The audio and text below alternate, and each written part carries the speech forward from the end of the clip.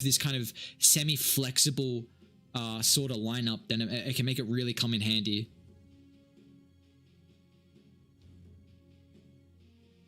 There's not a... I'm still trying to think about any mid laners that has a BKB cancel. I can't see any right now that you could go for. Silencer was, I'm pretty sure, the big one. You could Puck. Could you Puck? Not a lot to worry about. They're gonna Viper. They do Viper. Okay. Well, this is a very good... It's actually Viper off. Okay, I thought the Viper was gonna go mid. I thought the Viper mid versus Doom would be really good. So what? It's a Viper, Techies lane.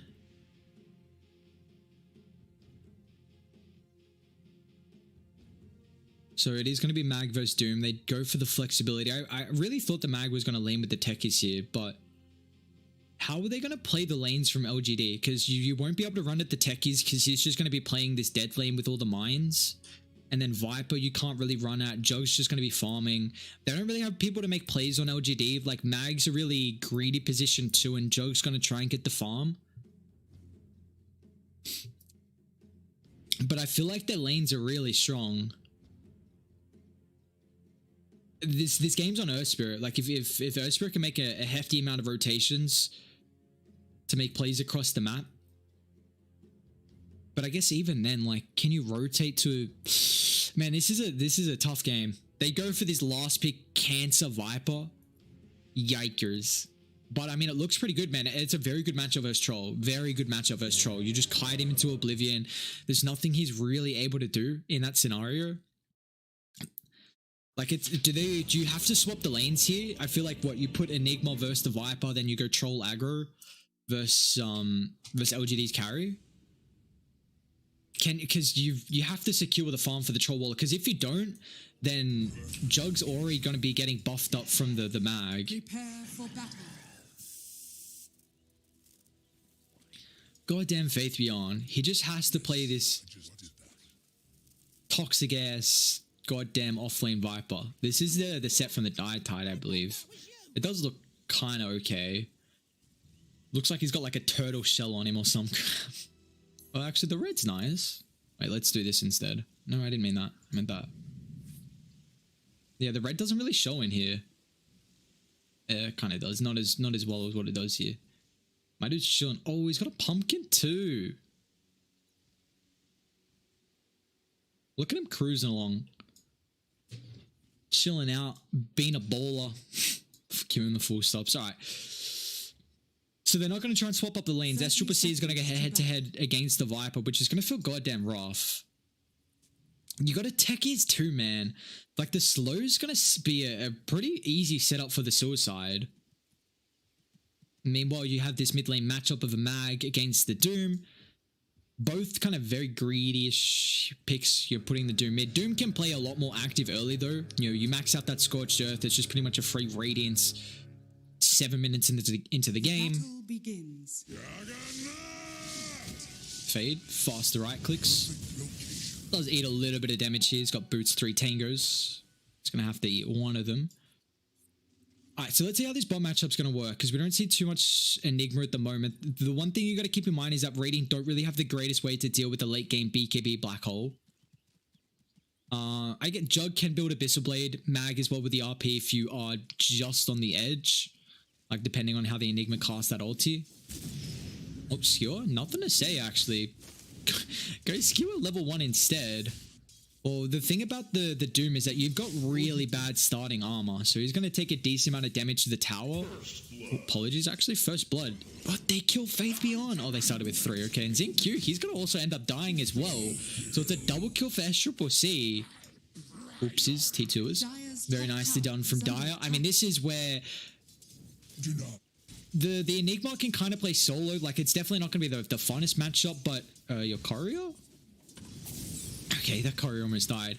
You see what Y is doing, though? Like, he's just going to pick up a point and ignite and literally just bring down the Eidolons. Like, the same with the Beastmaster in last game. Both these heroes really kind of rely on your summons to be alive to help out with your little bit of damage, your CS potential, because he's got 46 base damage. And now without the Eidolons, like, they just run him down. You see what Arme is doing? And Chalice is actually He's going to take a lot of damage from this. The Ignite's worn off, but now with the Enigma, levels up the Maleficus. Arme, does he have the movement speed advantage? Chalice going to juke back up to the northern side, but Arme, Spidey senses tingling. Meanwhile, mid lane, NothingToSay gets a solo kill on the Doom as well. So skewering underneath the tower. That's some two very big kills coming through from LGD, considering they just gave up two kills up top. What's going on? What's going on in all chat? My dude's just chilling, so double stacks.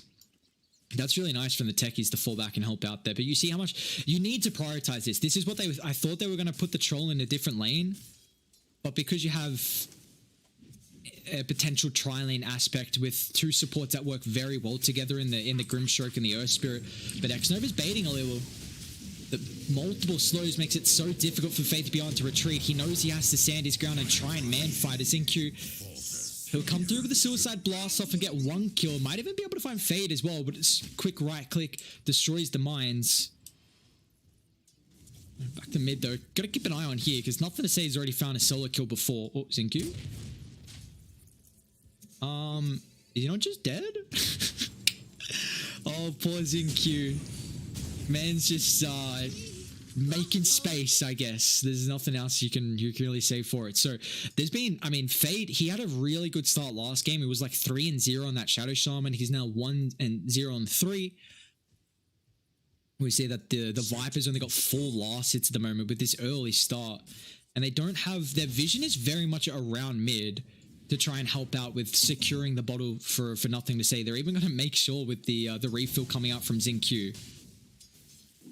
This matchup's going on. I mean, you got to keep in mind, like, Doom has a very bad attack animation, and Mag with the Empower, he's actually put a couple more points in Shockwave.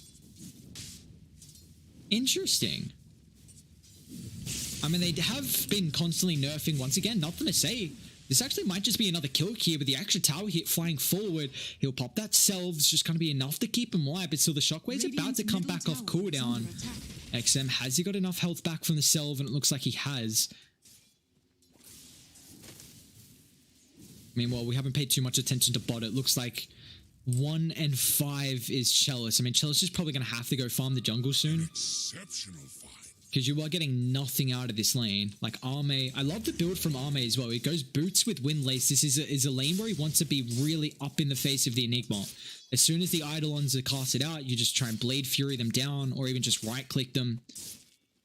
So I really like the build from Arme. Just you're recognizing he needs to kind of play up in the face top lane. Still continue with the aggression.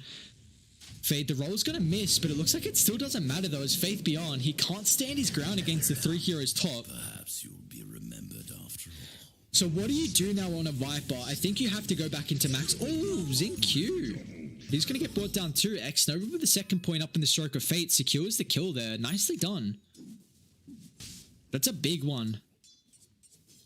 So this top lane's going well. So we're going to have both teams having a very good farming time in the safe lane. He's even gone. So we went 2-2-2. 2-2-1, sorry.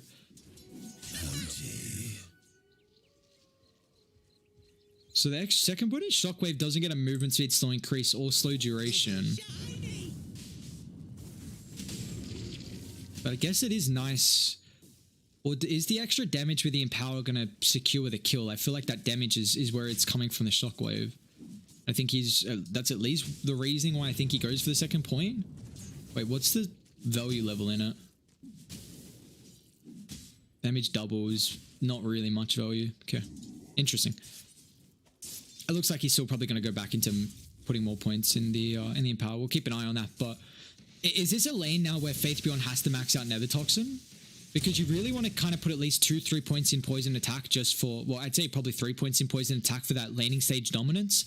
But like Faith Beyond actually can't lane at all. So is this where you want to play more catch up with maxing out Nether Toxin, going back to the jungle and farming stacks? The big issue is that you've got 2 heroes, like a natural Mag lineup is going to be pretty greedy. Like Mag needs that kind of Blink Echo Saber we really see for a while. It's probably going to be a little bit different as a position 2 Mag from when he was kind of first introduced as that core. But still the Jug as well. Like this is a hero that's really going to want to utilize the Empower, find more farm than what the Troll will. and then come online before then. But this tier 1 tower needs some help. Looks like Fade's going to be that first reinforcement. We'll see what else EHOME want to dish out here. They don't want to commit too many heroes down bot just to when it's unnecessarily required. Is now xNova? He actually might end up dying top. They have the TP in the Earth Spirit. XinQ commits here, and now Fade with the rotation. They get the roll forward on top of the Viper. Once he doesn't stack up the poison attack, Viper feels incredibly useless here. So that's just a killing spree for Sccc. Radiant do have a 1,000 net worth lead at the moment. You see, I mean, Mag's 47 last hits. Jug's got 43. So both the offlaners are struggling. Why is... But they're chilling now with the Omnislash, actually. Chalice, he's going to get brought down. The full duration for Arme is going to be able to secure the kill there. Very nicely done. And it looks like Arme is itemizing to get involved a little bit more earlier on as well with the drums getting picked up. Dude, Viper's second. He's bottom net worth. Good. Honestly, I like Faith Beyond as a player, but I hate Viper, so I'm sorry, brother. I'm so happy you're bottom net worth. Is hero. No one wants to see Viper doing well. This is why, like, I mean, they get that tier 1 tower bot so early. Really nice pickup from them. I like that observer. This is one of the best observer boards to scout out. Even if you cut a tree there, kind of around the ancients, see a couple stairs. That triangle camp is the big factor of where Radiant. Always this game, there's going to be one hero from Radiant position there. Whether it's the Mag, whether it's the Jug. Nothing to say. He's going to go for a Blink first item. And Sccc is actually going to opt for a Yasha. So I wasn't sure if Sccc was going to try and go for a Battle Fury if he wanted to try and keep up with the farm.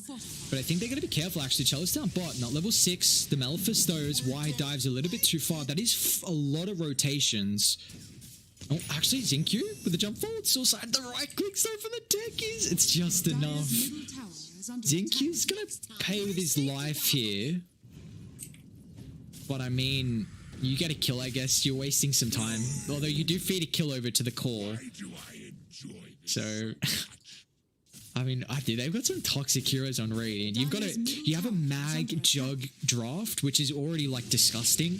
You got a Viper offlane. You got a Techies 4. He's level 4 at 5 minutes in.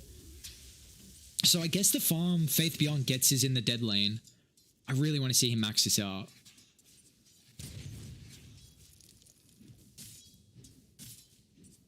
Yeah, I think that's because no one wants to play down bot. Nothing to say he's probably going to play around the mid lane and the jungle near it, whereas Jug's going to play kind of top and near try. And they don't really have anyone to farm the dead lane. I guess Techies can, but Techies has pretty much had a pretty rough start as well. So it looks like, I mean, they're probably behind a lot with experience. They're actually ahead. It's a very little amount. We'll take a look at the levels, so it's probably coming through from the cores, mainly on Arme. Over top, Doom's going to fly, but the Blade Fury's going to stop a little bit of the damage coming out thanks to the Magic Muni immunity. And our Jug still getting chased down with the wraparound coming through. Nothing to say. It's a nice skew up, but they get the silence before the RP. Even Sccc is going to show up as well. Dire's middle tower is under attack. EHOME, a beautiful rotation. Nothing to say. Thinking about chucking out the RP, but Sccc instantly with the battle trends just in case. So 3 heroes going to end up dying. It looks like still want to roll forward. Fade, he just has that level 6 picked up after the engagement, so he drops the magnetize. And now nothing to say. He could be in trouble. They got one more boulder, actually make it a second. But he can always TP back. And nothing to say he's actually thinking about turning it there. Magic immunity. That's what Jug gets with the Blade Fury. My dude's tanky as hell. So very nicely done from EHOME. Get a couple of key kills. So the Jug falls the first time in the game. That was a big Doom coming through from XM, revealing that one.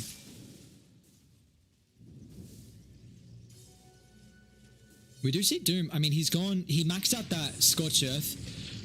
So hasn't put the max amount of points into the Devour, hence why he's kind of not at the top stage of the net worth. But Radiant, they're smoking up and hunting. Nothing to say. He's got the blink skewer.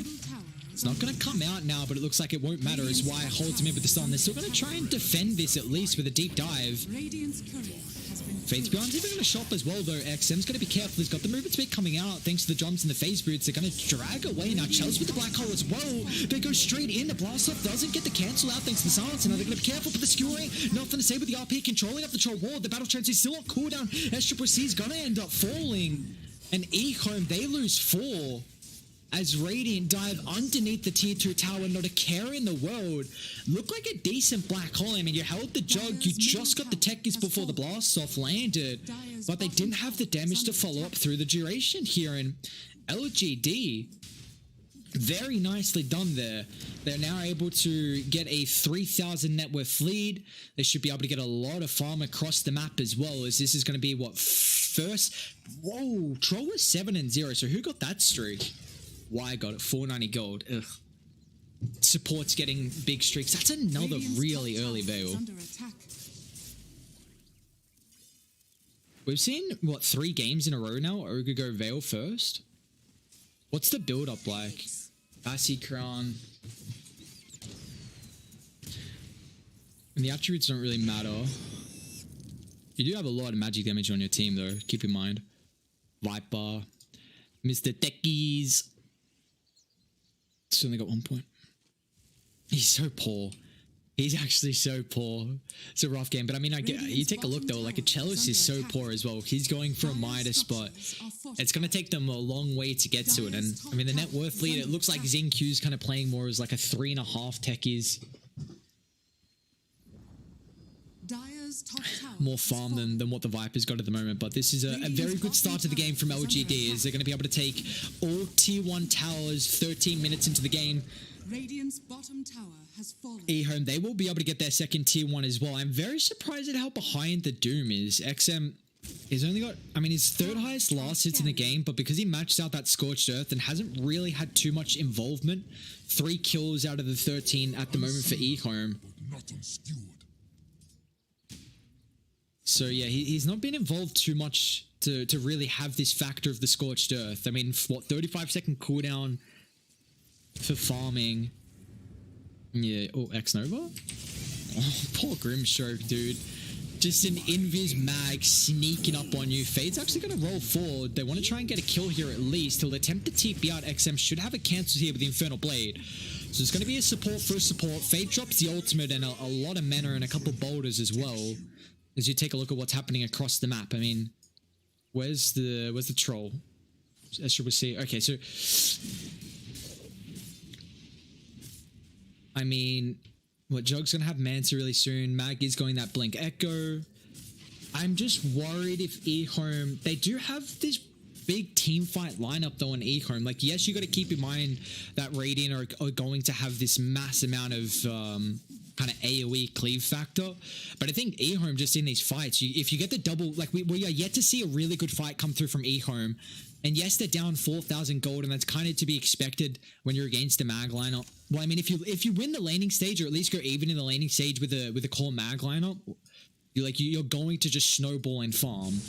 But we're yet to see Dire really utilize these kind of big team fight ultimates that they can work hand in hand together with. Let's Fade. Oh, he almost just dies to one mine and a bomb as well. He tries to get the roll up. He's not going to tick out to the poison in the urn, but they only showed one hero in that smoke. Dire's middle tower is under attack. So with this bounty rune smoke movement, actually, Doom's out on top of the techies, but LGD, can they turn though? It's very hard to kill off XM with how tanky he is. Now with the blink forward, actually, a couple of right clicks from Mag's going to be able to secure with the kill thanks to the double damage rune. They'll be able to take a double stack away from the troll wallet as well.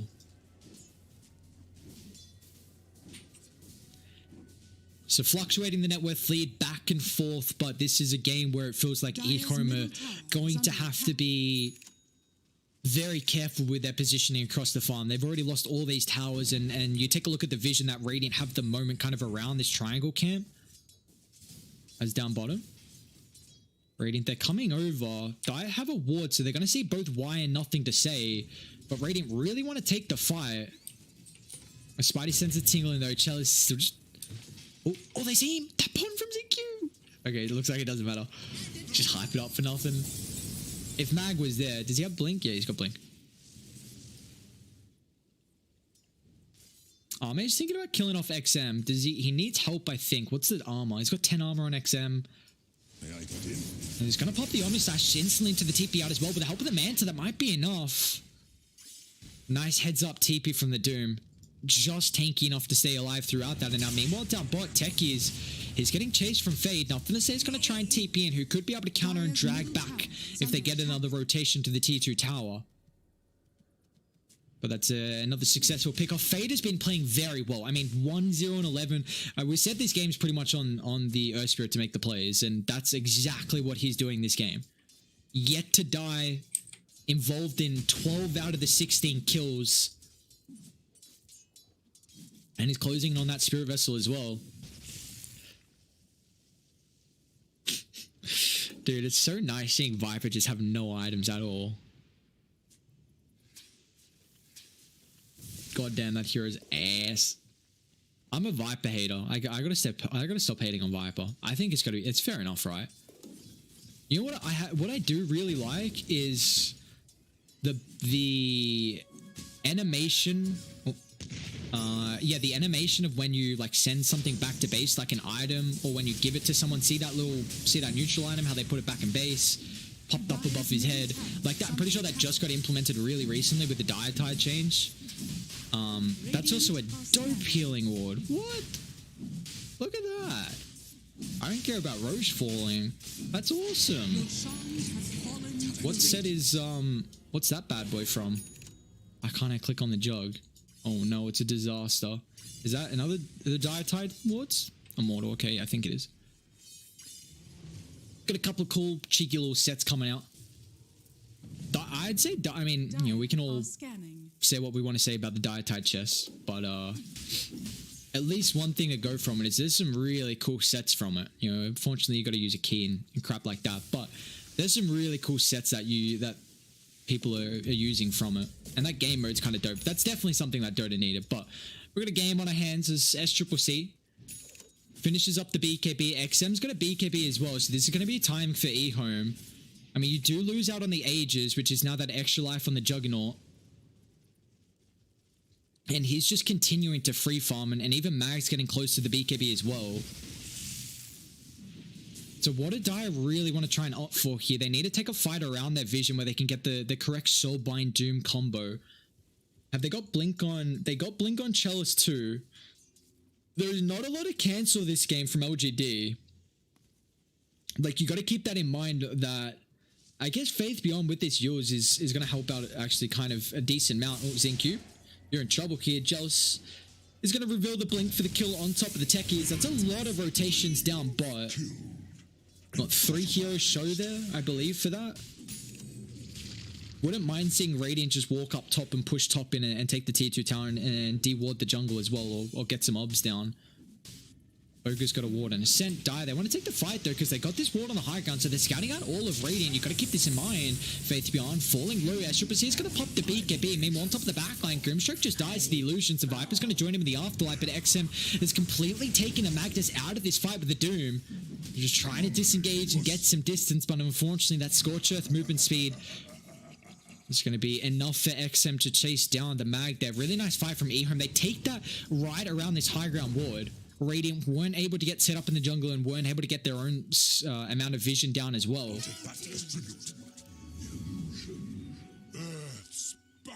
So just slowing this down. I mean, there's a couple of bounties they're going to get down bot. That's actually a big play from EHOME, because this is where they had that first Ages timing where Dai didn't have the BKBs fast enough, but you know, now Enigma's got first item of his BKB, which is important. So you're getting closer and closer towards a triple BKB core lineup on EHOME, and once you get there, their team fight's going to be super superior. What neutral items that they got to help out? Bow on Doom. Interesting. What else could he have? Like Vambrace probably. Who's got the jelly actually on Dire? Doom and probably Troll. Yeah.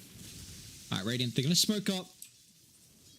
See what they can find. I believe the Grimstroke pinged them out with seeing the Nether Toxin getting dropped, so they're kind of aware of the positioning.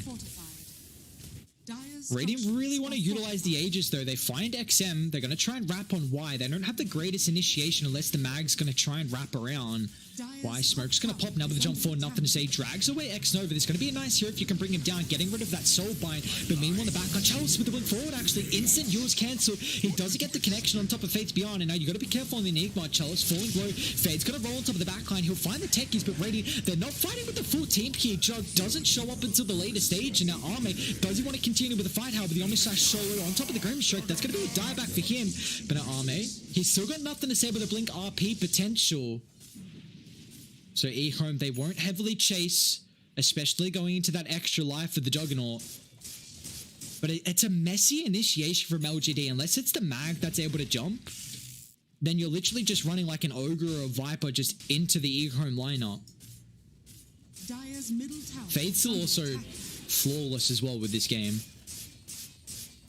About 40 seconds left on the Aegis. Arme looks like he's going to be able to take the tier 2 tower. They know the ultimates are down. I mean, they still have Doom on Dire, but, you know, 2 heroes down, going to Aegis and Black Hole on cooldown. So it looks like they're just going to be able to get, with that Aegis, 2 tier 2 towers, and that'll be all to their name, as Arme does have a very fast MKB, though. It's going to take care of the evasion coming through from the Troll Warlord. Just going to feel super nice in that department here, but it's a high kill game, to say the least. It doesn't really... It felt like the action slowed down once the Aegis got picked up, Fade. They got the wall on the backline, so once again with the roll forward, he does have the mag in the area, if nothing to say. Wants to jump, but it doesn't feel like he's able to get the best RP, and doesn't really want to solo use it onto the Earth Spirit here. But he's going to be careful. Pops the BKB just before that Doom chalked out here, and now Mag, and he's got the help of a couple of heroes as well with dropping the healing ward. He's going to be able to retreat, but it looks like Arme, he's in trouble.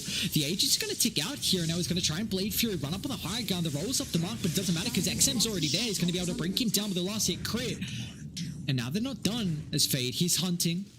Doesn't have too many remnants to be able to utilize or boulders, but it looks like they still want to continue with the fight though. Mag's actually going to TP in towards the outpost. He's got the RP with the roll on straight on top of Faith Beyond. Nothing to say. Doesn't get the RP just yet. The Knight steals the split from EHOME instantly as the TP comes out. Now with the double soul bind into the silence and just completely kiting up Radiant. Why? Holding back Troll. The battle trance is on cooldown. He's going to tempt the TP out till they get the skewer just there. Nothing to say. The nick of time. That felt like a pretty good fight for Dire, considering what it was, a 2-for-1 at the end, but they lose the Doom, they lose the Troll, so yeah, it's a 1 call. So position 1 apiece, and then the position 2 and position 4. What? Arme did that pretty fast, though. Not really seeing the RPs. I wonder if Nothing to Say is just going to start letting the RPs rip, because he's trying to get some big wombo combo RPs. But it hasn't really found this big connection getting with multiple heroes. I mean, he's still holding onto it for the moment, and that was also a fight where we didn't see the black hole, but this is about to be a BKB black hole potential, which is what you're really waiting for. And I guess Nothing to Say now needs to kind of hold the RP to cancel out the BKB black hole potential. But it's still a pretty neck-and-neck game. Like, yes, Radiant have this net with leave. They've had it for pretty much the entirety of the game. But experience is dead even. Probability is 68% in Radiant's favor. LGD, I mean, you take a look at the cores, how farm they are, but really it's... You have the position 1 and position 2 who's far ahead of everyone else, but then your Viper is... I mean, I guess neck-and-neck with Chalice. And honestly, that's a bit surprising considering the Enigma has the Midas. But Radiant have had the map control, which is allowing them to farm more camps and just give Faith Beyond a little bit more of the farm in the dead lane. And even there's an Aghanims as well on top of the techies, but Fade is fine. He still hasn't died. Like, he's been a standout this game on the Earth Spirit. He's always a player that thrives on the Earth Spirit. And now he's got the Blink to help out with the initiation, just the positioning based here. I really wouldn't mind seeing a Basher from Arme just in case. So they have another way to be able to cancel out the Black Hole and Chalice. He's going to go Ags, which we do kind of see more than often as like a 3rd, 4th item on the Juggernaut, just with that Swift Slash.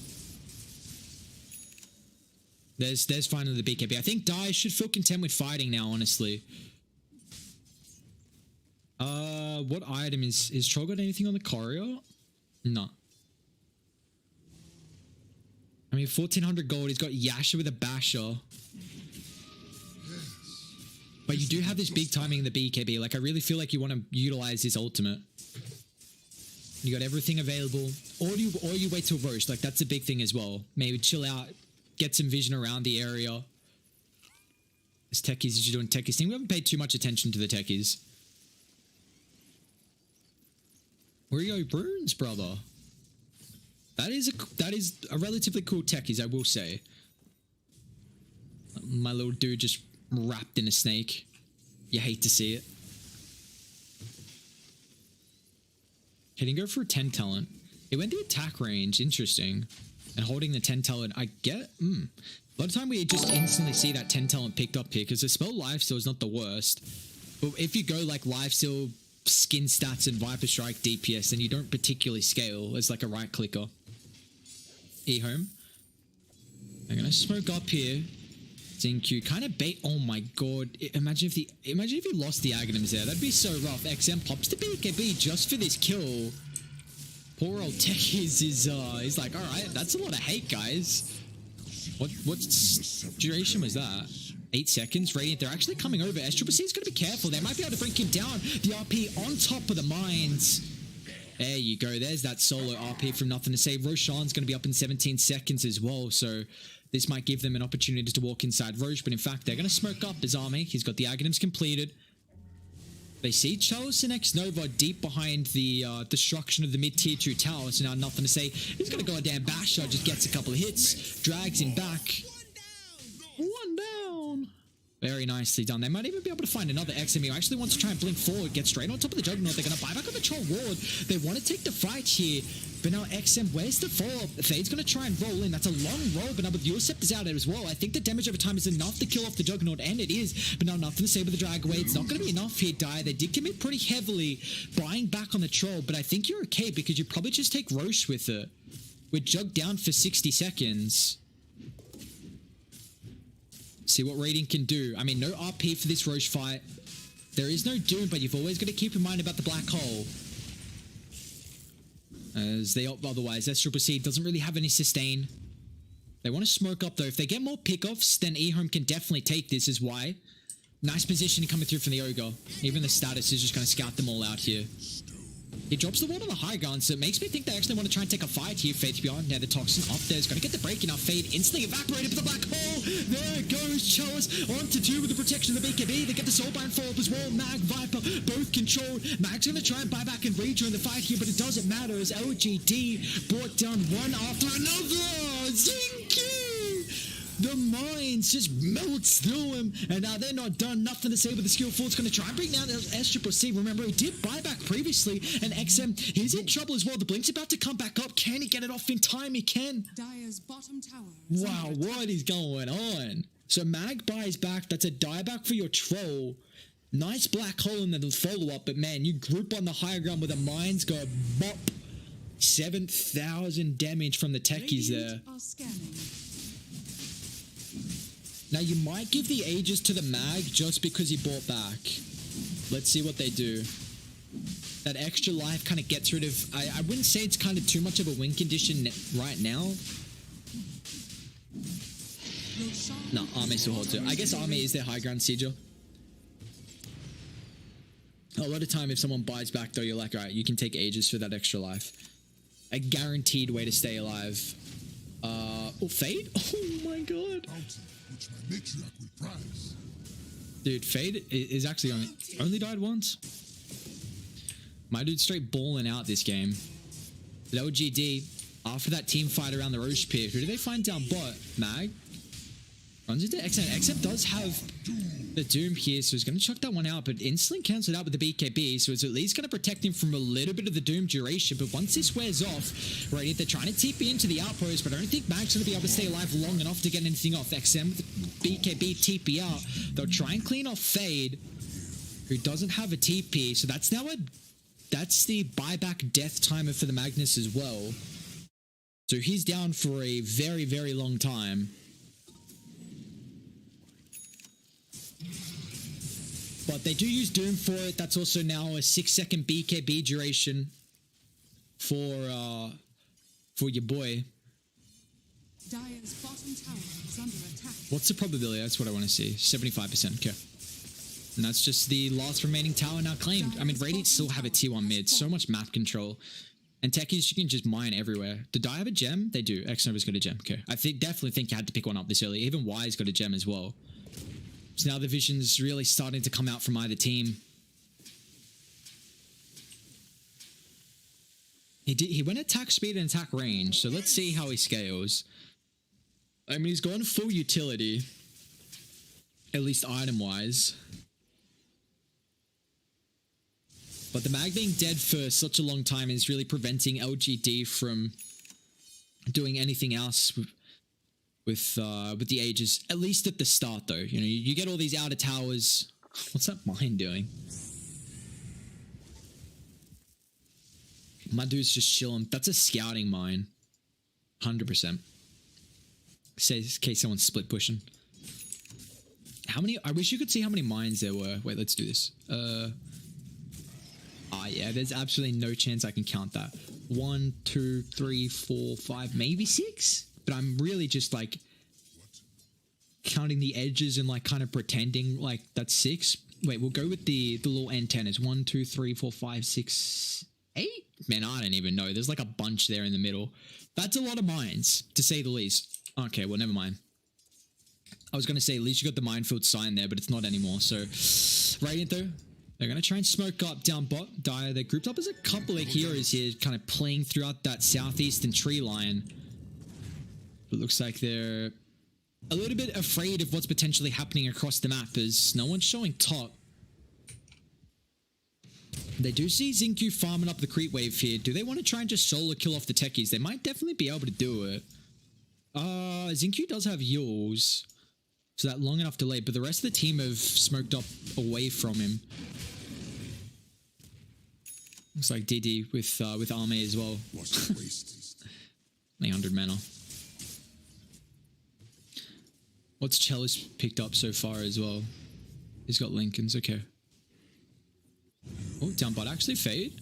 Has he got a TP? He does. Gonna go for it straight away. Yeah, Radiant actually still just falling with the creep wave, so Arme might just think about going high ground and kind of forcing Dire back here. Getting a little bit of chip damage. Gotta be careful because you don't have everyone for Radiant at the moment. They're gonna pop out the glyph.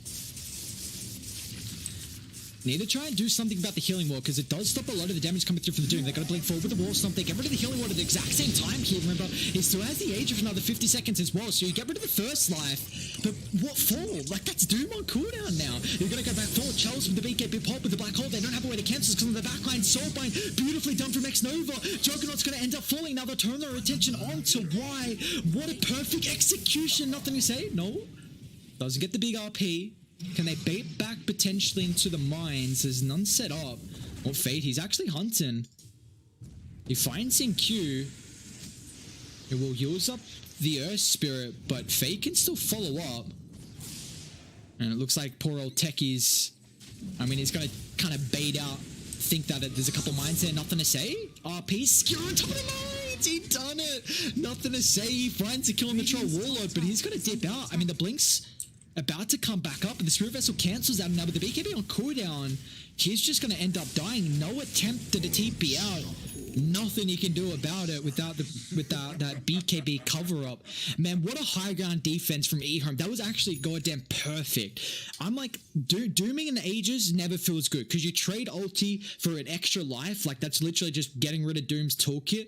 But they bring him down, so it sets up for the black hole. He gets in on top of the Jug as well, so he's in the middle of the black hole radius, so you can't RP. And regardless of that happening, Grimstroke, he got vision of the mag, controlled him with the soulbind, so he couldn't blink and counter initiate to cancel off the black hole. So literally, just flawless high ground defense from EHOME. Absolutely flawless from them. And now they're only down 2,000 gold. Like, they get an immense amount of recovery from that. Like, what that's Ages now down. They still have cheese in the backpack, but really, really nice play from EHOME. As, I mean, Doom's net worth is starting to show up in the graph as he's got an Aghanims as well. That break's going to feel pretty nice this game. You got Jug and Viper. But even I don't even care about the break half the games, dude. The stun duration 1.75 seconds with then a war stomp. So where you got 4.75 seconds stun, and then Infernal Blade's only a 4-second cooldown. Like, it's nuts. You literally just chain lock heroes down. You Infernal Blade, you War Stomp, you can pretty much Infernal Blade directly after. It's almost just a full control of like 6+. Fade. This is the one. Okay, XinQ actually gets the Eul Scepter out. There's not really much XM's going to be able to do. Actually wants to blink forward now with the War Stomp. Chucks at the Doom as well. Going to try and solo kill off the Juggernaut, who's falling incredibly low here without any sustain that's coming out. He'll end up dropping, but it looks like Doom might pay with his life, however. There's no BKB potential of a TP, so it's a 1-for-1. I mean, what? The BKB is 5 seconds. You kill the Jug, yes. Faith Beyond gets a big streak, 830 gold. But XM gets even a bigger streak. Wait, what's... How did he give a... What? What? How did he get 1100 gold for that kill on the Jug when he didn't even have a streak?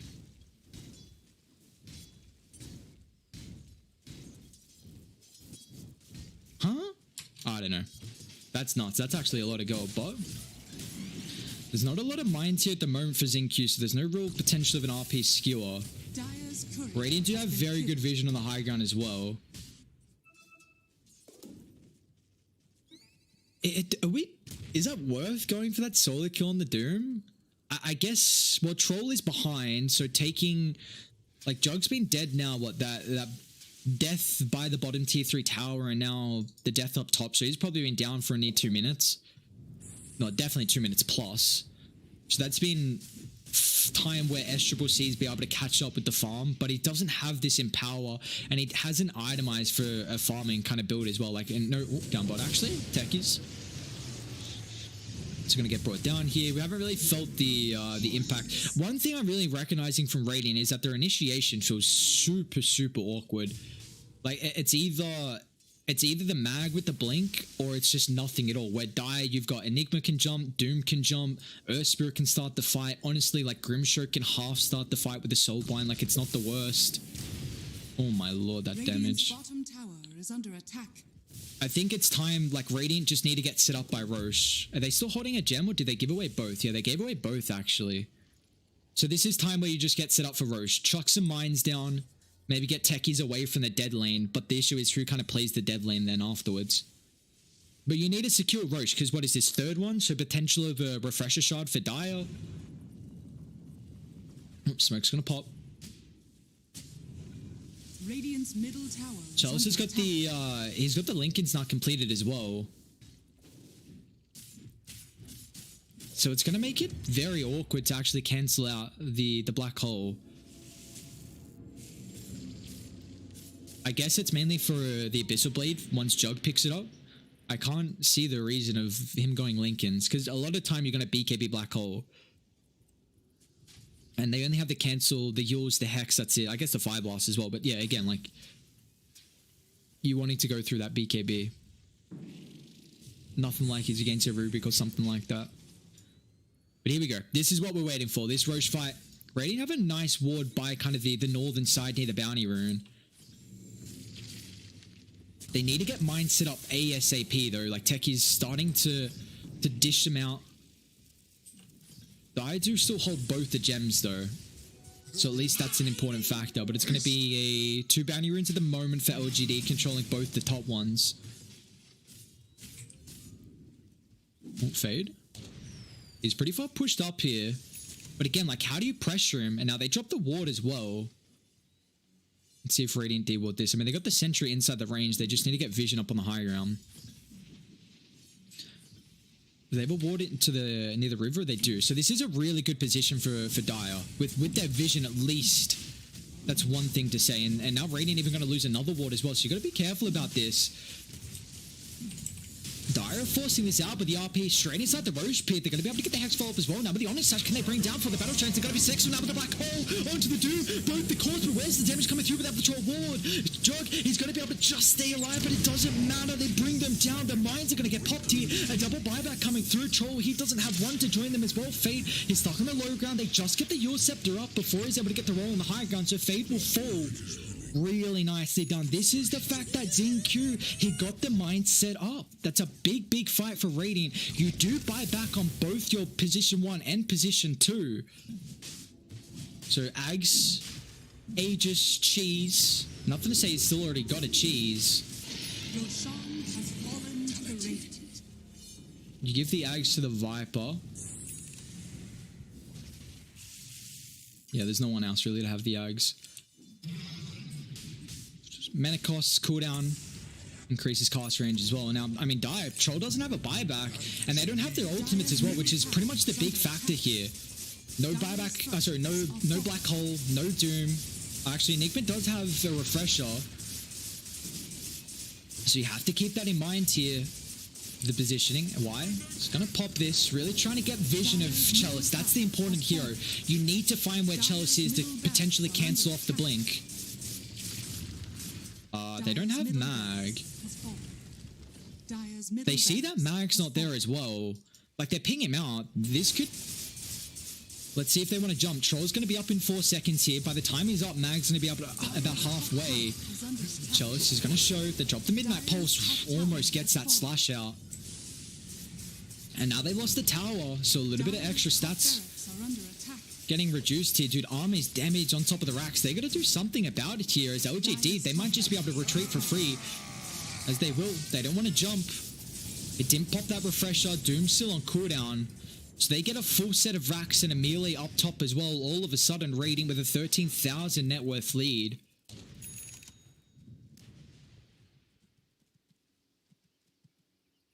Experience going back up in the favor for the boys on raiding as well. So it's a very good fight around Roche. I mean, it's just, honestly, I wonder how different that fight goes is if Sccc has a buyback there where he instantly joins them, because they get a really good black hole. They get the black hole, I think, Soulbind Doom onto both the mag and the jug. So literally they get evaporated.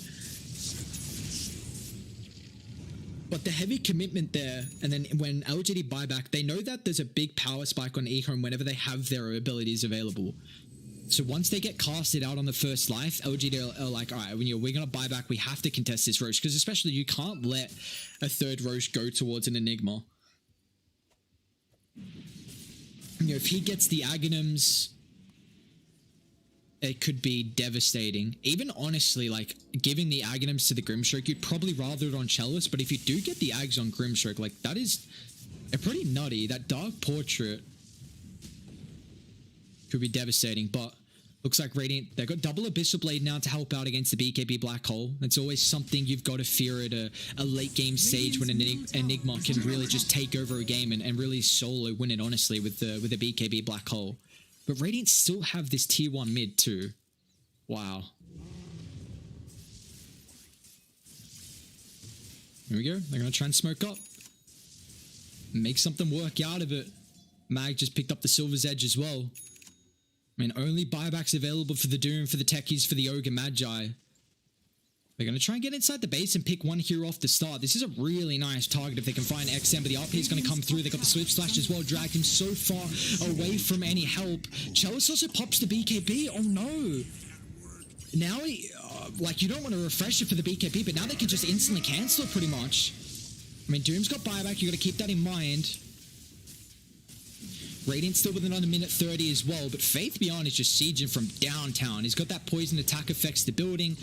So they're just going to let the Viper go to work on top of the objectives here. Doom's going to buy back. Wise actually going to move forward. Fade with the roll. He gets the connection, but straight onto the backline. Chalice Black Hole only gets a clip onto the Techies here. Not the perfect target that they're looking for. Now onto the backline as well. Fresh Art's going to get popped here, but Chalice is falling low. Tries to get the BKB out, but XM's going to end up dying before the Doom. And now with the Abyss Blade on top of the backline as well. Chalice, it's a nice Black Hole. Sccc straight on top of him. Can they bring down the Juggernaut? Now he's still got the Age to work around with the second life here. Now Dire chased down without the buybacks. This game is just not going to be in their favor as LGD go from one to another.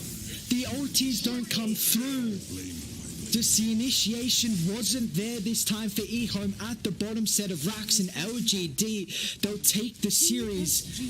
It's going to secure them their second series victory for the group stages, and EHOME, they are still trying to find their first series victory as well. Yet to take a game. Man, that fight though coming out from them. Where the black hole solo onto the techies, not what you're looking for. The roll doesn't really clip, and LGD instantly hunt XM. You bring him down to start, no involvement of the Doom, and then you get on top of the Enigma as well. With the Jug already omni slashing you and constantly switch slashing, you're like, what are you going to be able to do to get that black hole? So it's just like you've got a nice team fight lineup, but if you don't find the connection in these abilities, and this just comes down to like, I really wonder how different this game could have been if Sccc had a buyback for that Roche fight. Like this fight actually could have been completely different, where you could, you know, buyback TP outpost, then contest that Roche instead of LGD. Like it still probably could have been rough though, because they did what? They used Black Hole, Doom, Soulbind to kill off the Jug Mag, and they buybacked instantly. So I mean, who knows? It's all, you know, it's hindsight, but in the end, I mean, a beautiful performance from LGD. They're going to take the series 2-0 with a cheeky strat, man. I mean, I guess, you know, we didn't see the greatest performance from this offlane Viper, but it's still Faith Beyond had some pretty good impact. You know, this is a toxic lineup, but LGD in the end, they're able to prevail over EHOME with a 2-0 victory. But ladies and gentlemen, that's not it for us tonight though. We've still got one more series to kick things off. It's going to be Aster versus Sparking Arrow. Aster, this is going to be their debut for the China Pro Cup Season 2, so we'll see how well they're going to be able to play up against Sparking Arrow, who Sparking Arrow did take down Invictus Gaming yesterday 2-1, so they're already in the win column, and Aster looking to join a couple of the other teams as well. But we're going to take a bit of a break, guys, maybe about 10 minutes until the next series is underway. Don't go anywhere. We've got the boys on Aster versus Sparking Arrow up next.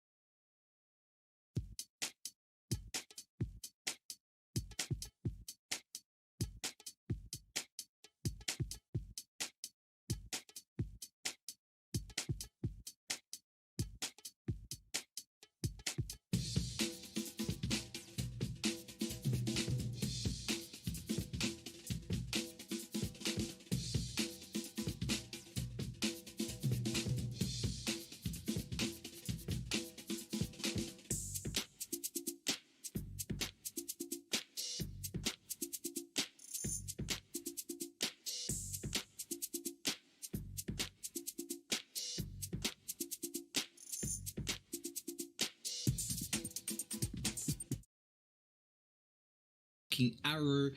DD as well is playing his former team in Sparking Arrow. Another thing I will also highlight, just if anyone hasn't seen some of the rotations in the teams, God King is back on Sparking Arrow after his short stint on RNG, so this will be their carry. We saw him play yesterday, have a really good series yesterday as well. But you know, to keep that in mind, already draft is underway with an IO getting opened up with from Sparking Arrow, and Team Aster, they go for the Slaughter opener as well. This is something like I feel like we are going to see. Oh, and the IO Avenge. Okay, well, we saw that earlier on. We've seen LGD play 2 games now, and now we're going to see Sparking Arrow pull out the IO Vengeful Spirit as well. And then Team Aster, they go for the Slaughter less. So this is an opener that we are seeing pretty frequently right now throughout the past couple of days. A lot of emphasis on this position 3 Slaughter. There's no flexibility with him, but the Leshrac has got a little bit of flexibility. You can put him as a 4, you can put him as a 2, but I feel like you're more than likely going to keep him in that position 2 role. And you take a look at some of the bans that are coming out. They actually get rid of the Troll Warlord, just even though you want to try and pair up with the Vengeful Spirit with the ranged Agi carry. The Troll matchup versus Slaughter is 100%. That's literally, I think every time I see Slaughter, it's like 90% of the time people are putting emphasis on getting rid of the Troll Warlord just for that, at least mainly laning stage matchup. Even as the game goes on though, the evasion against the Slaughter is really annoying.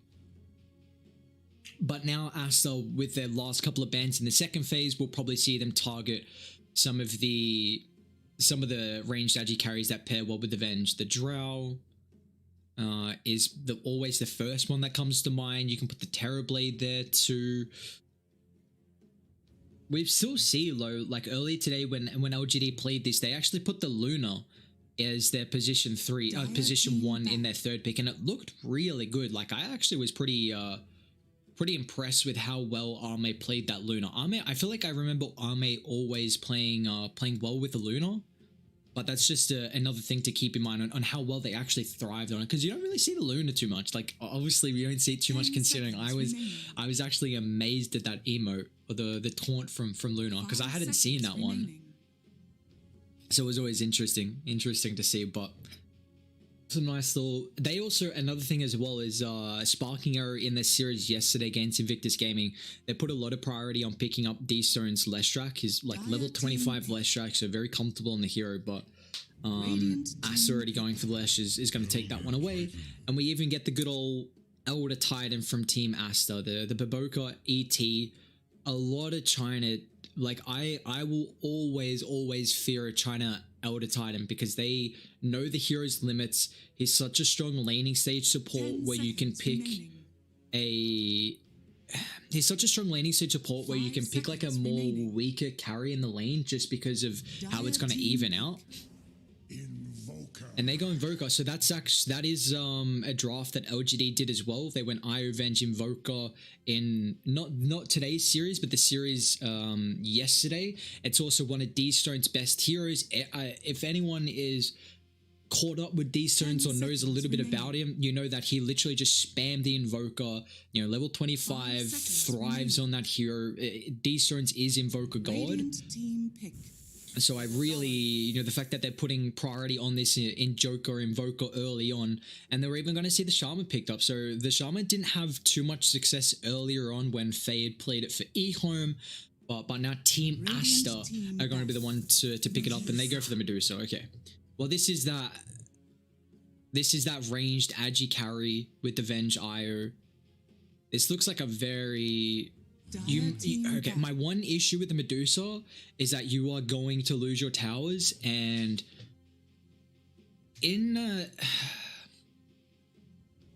I'm worried because Medusa is going to take a lot more to come online than what the Luna did earlier, and I was already worried about Iovenge not having too much damage. You do amplify your team's damage at a drastic rate, but your own damage is kind of very lackluster, and now you have an Invoker who I think has to go cross-wex this game.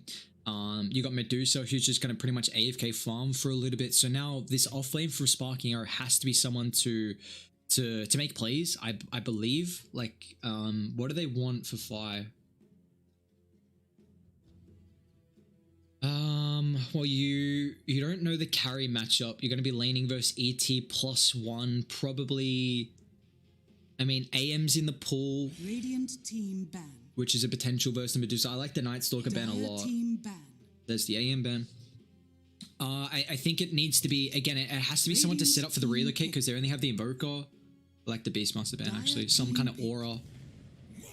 Oh, it's okay. Well, that is really good. That one, they didn't really have too much team fight. They didn't have setup for the Iron. Now you got a decent laner, and they're going to Elk. Oh my god, this is toxic. I like this Elk pick a lot. I really like it. It's actually LaNm playing the AT instead of...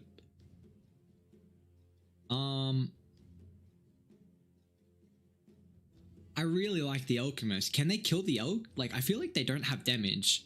So Invoker has to go cross-wex with a Spirit Vessel. They don't have a way to purge it off.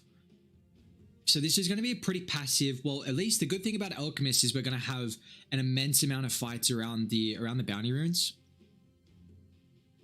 But I am worried that you lack a lot of damage for Sparking Arrow. Like, Elk is... You're going to have less running at you. You're going to have Elk running at you. Like, Iovenge positioning is going to be pretty rough. And Team Aster have ways to take objectives with the less Shaman. I love this draft from Team Aster. I think they just come online super early, and once the Elk's tanky enough, they just go from tower to tower to tower. Medusa, it's literally, this is a 4 protect 1 draft. Like, it has to be. I don't see, unless Dstones... Okay, so what is it? It's going to be Mars Ire offlane, which is pretty strong, honestly. How many... Dude, that was nuts. His Invoker, kind of stats are absolutely bonkers on Dstones.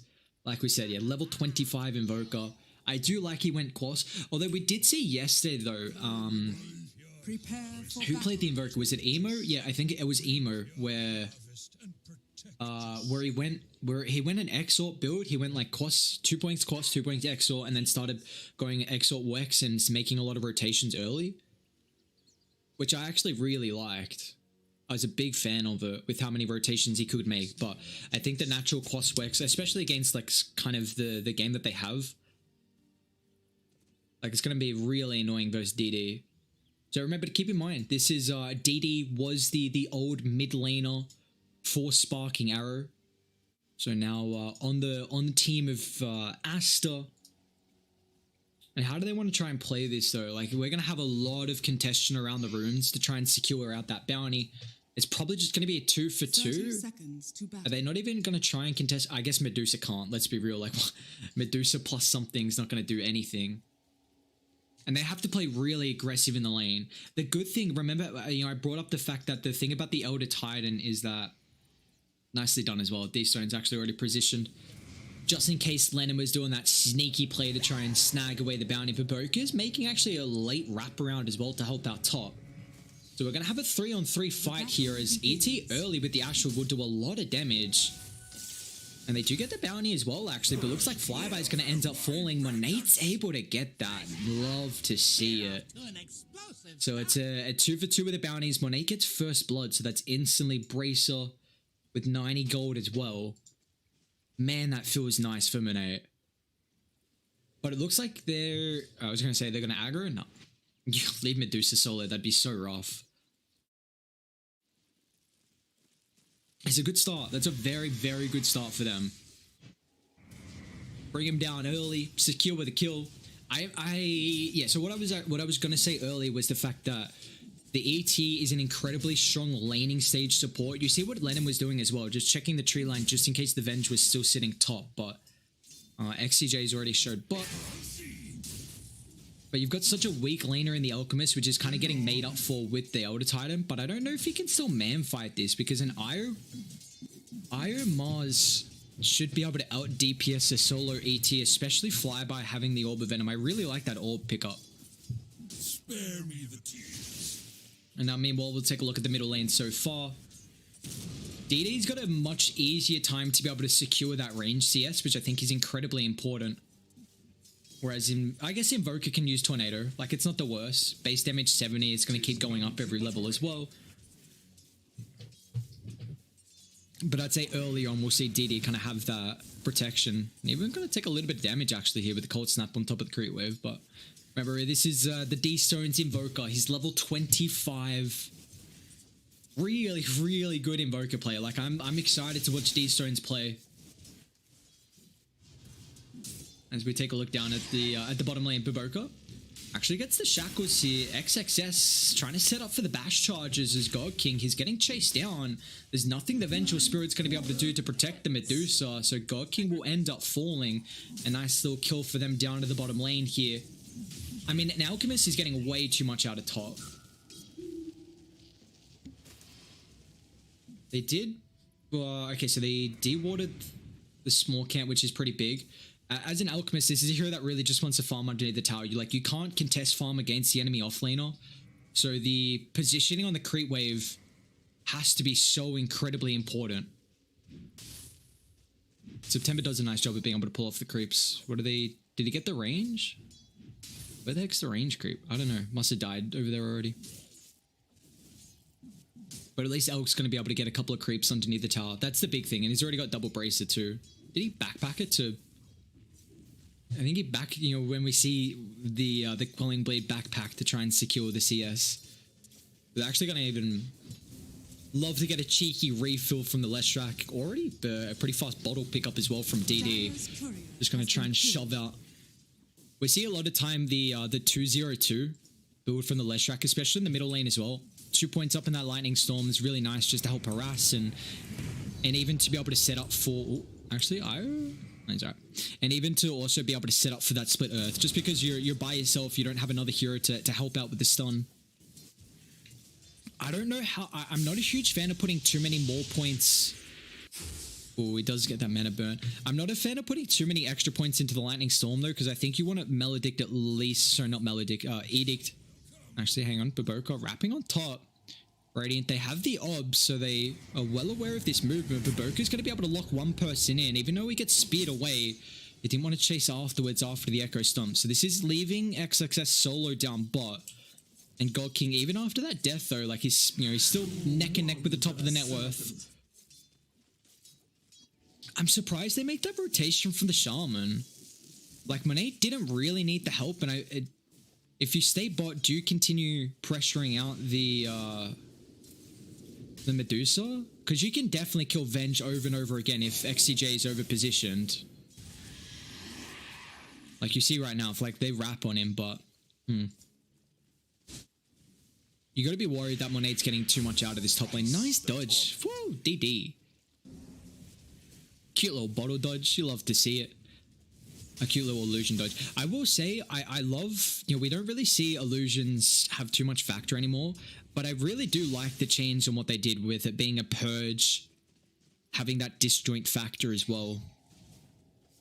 Because used to be illusion was pretty useless unless it was actually someone who, like unless it was an illusion based hero, or if you had some form of passive to flash farmers. Meanwhile down bot, XCJ's in trouble here, gets the magic missile out to create a little bit of distance, but XXS has already got the bashes preloaded.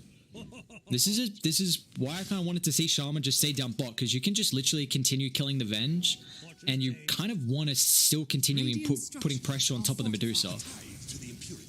So it looks like there's Lesh is stacking for themselves. I don't know if there's any stacks at the moment for the Elk. I imagine they'll do that after the Lesh stacks. This double, he's actually okay. Monet's gonna go for the Battle Fury actually this game instead. So not the Radiance. I'm gonna try and pick up that bad boy Battle Fury. Seen this a couple times a little bit more recently for the Alchemist. The build up, it's a little bit easier just because of the components, cheaper as well. 50-50 on it. It could be interesting. The Radiance does feel nice when you're literally just running them down. Is that blocked? No. But a very good start for Team Aster throughout this laning stage, kill-wise at least. 3-0. Radiance cores are still getting a lot of farm. You take a look, all the cores are at least got 30 last hits. So they do have a couple deaths to their name. But you still got a lot of breathing room with the last hits.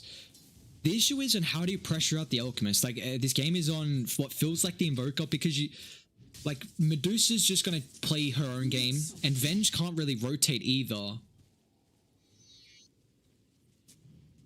Like you don't really offer too much kill threat. Maybe you just bring a hero just for the Wave of Terror aspect, and I guess maybe like an extra stun if you get in range. But Aster, like as soon as the Alchemist gets dived, like he's gonna have what, treads with, well, he's gonna have double bracer and I think with treads, so he is gonna get relatively tanky, and also with that chemical rage as well, it's gonna make it very difficult for them to bring him down. But Fly by Top is in trouble here. He's gonna have the Iroh come over with the tether. I think the sustain's actually enough, and Flyby should be able to keep his life. Another rotation from BoBoKa top, which doesn't do anything. They must feel pressured about the Mars. What's DD maxed out to? He's gone 2-2-2. Okay. We'll see how he wants to, probably now maxing out the Edict, considering he's gone back for this. See if you can get some nice neutral items as well. It's pretty important, the fact that you make stacks and you keep them for after the 7-minute mark. Actually, I think he cleared these already, so I'm kind of surprised. But you want to take the stacks as soon as the down bot Dstones. He gets the connection on top of XXS Serum with a follow-up magic missile control that's going to lock him inside the EMP. Nice rotation from Dstones. It's going to secure the first kill of the game for Sparking Arrow. This also helps out, granting them a very minimal 1,000 net worth lead. Is under attack. Radiant's middle tower is under attack. They're going to smoke up though. They want to hit the top. This, okay, let's see. I'm surprised they're not going bot.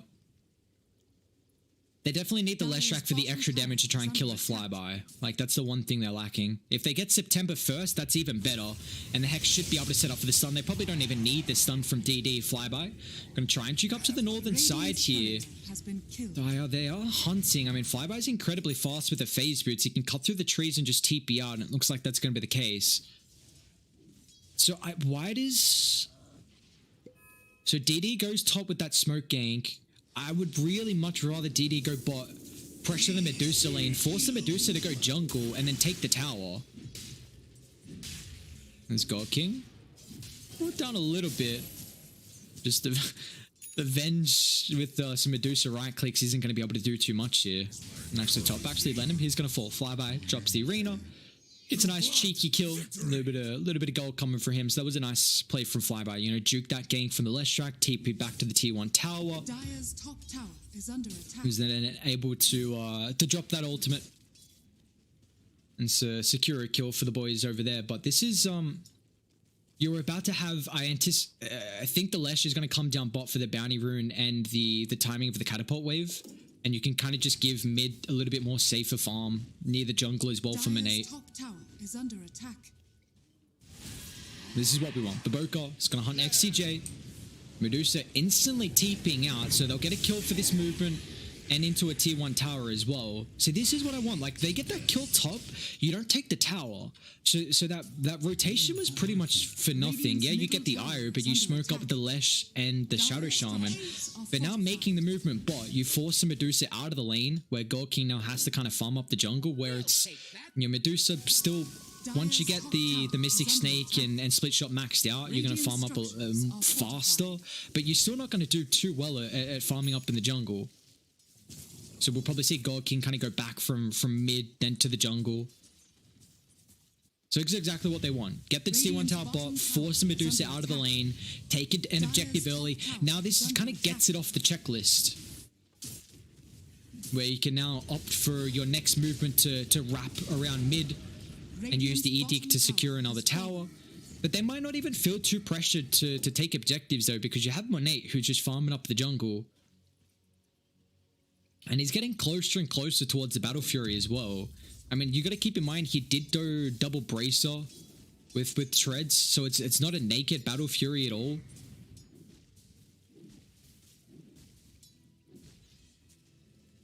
But he's doing very well in the net worth. You know, it's a minimal lead for the boys over on Die, but this is honestly to be expected considering you have the Alchemist on your lineup. What's Slardar going for? We keep seeing this build, the Bracer, Glover Haste into the Blink.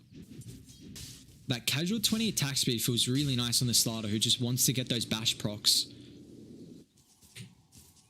Zeus is farming up a fat stacks as well. Oh, the Iron Talon for a hero early on like the Medusa is going to feel really nice. Just further helps you, enables to take out the fat stacks. And what's Dstone got as well? He went Earn Medallion. He's going to go Aghanims. I'm really surprised he's not going Spirit Vessel against the Elk.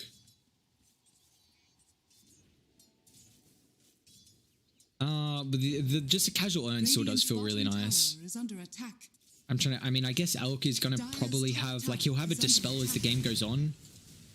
Whether it's Manta, whether it's BKB. But still early, I feel like that's an item to pressure. We do have double Blinks coming out. One for the Mars, one for the Slardar. So both teams probably going to try and get involved here. Radiant are scanning. I actually dropped the Serpent Wards though to try and farm up the stack. This was just before Monet hit the Battle Fury. I guess BoBoKa is going to get a little bit of gold. That is, yeah, Wards on cooldown now though.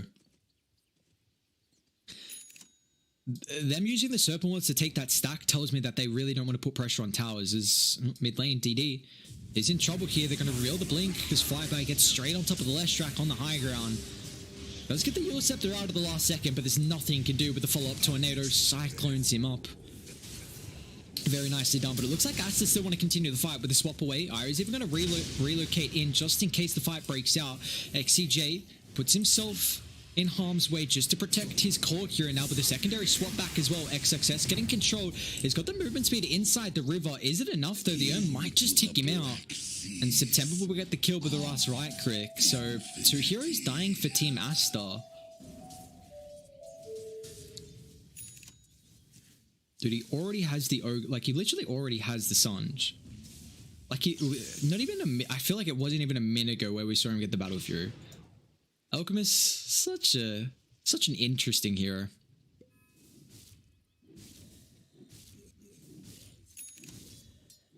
Some mech now on IO too. This is going to be pretty big.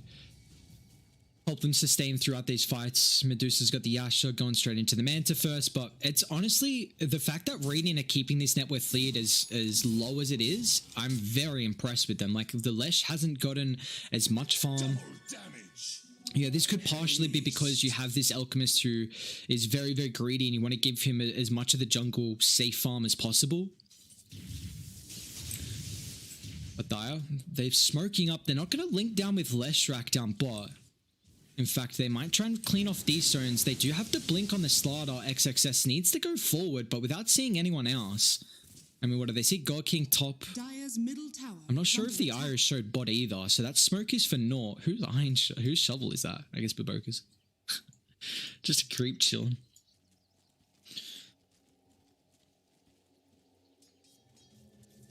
TPN, DD showing. Oh, that stun. Oh, the timing from Flyby.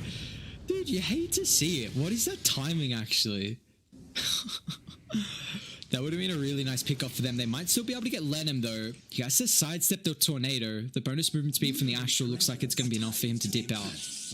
And meanwhile, Dire, they're going to be able to get 3 bounty runes as well. So Monet has this Sunjin Yasha completed, working on the Abyssal Blade as the next item here. He's getting very, very farmed, but Radiant, they're going to jump mid. LaNm dodges the spear. Can he get the Echo Stomp off fast enough? It looks like he won't be able to, as the Cold Snap's going to be able to cancel that one. This is with the mid tower pushed in and a catapult wave as well, so this is going to take a decent amount of DPS here. Dire at least will stop the full brunt of the force thanks to the glyph.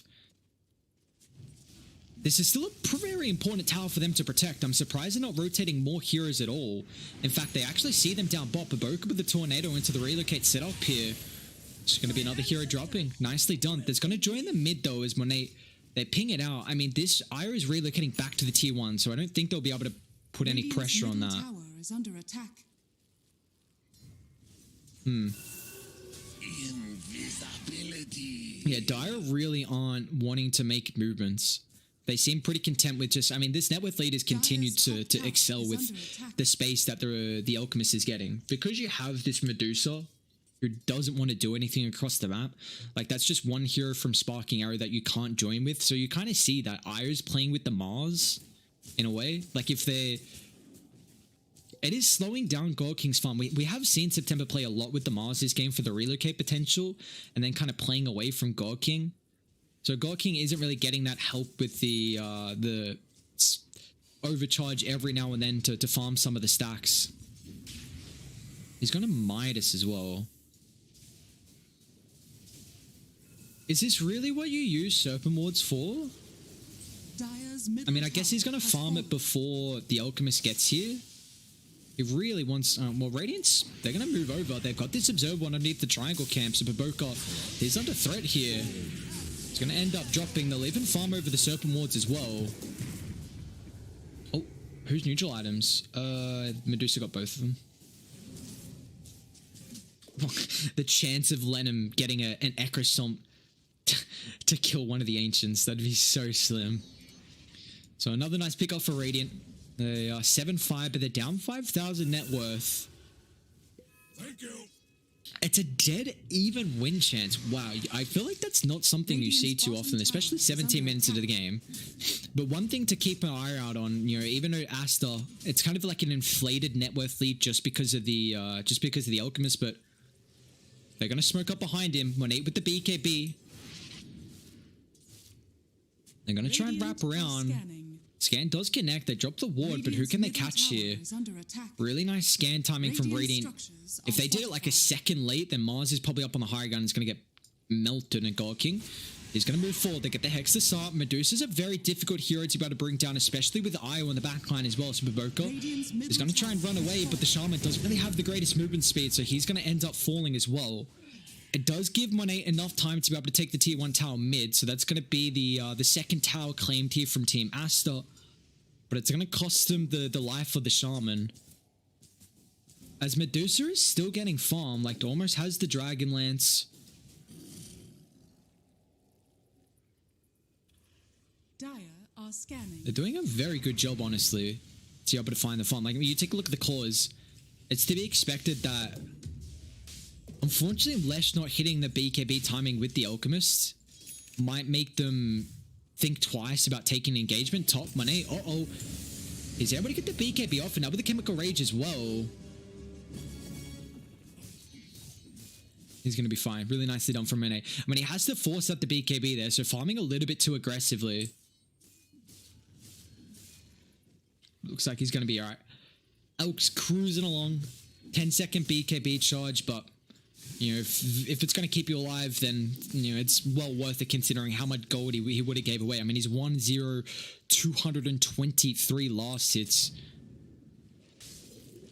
But XXS is showing a lane down bot. Dstones should be able to catch him here unless Spidey senses are tingling with the blink. He does move incredibly fast, but the cold snap being that nuisance, they also get the vision with the sunstrike just in case they need to swap him away and to continue stopping the damage before the blink.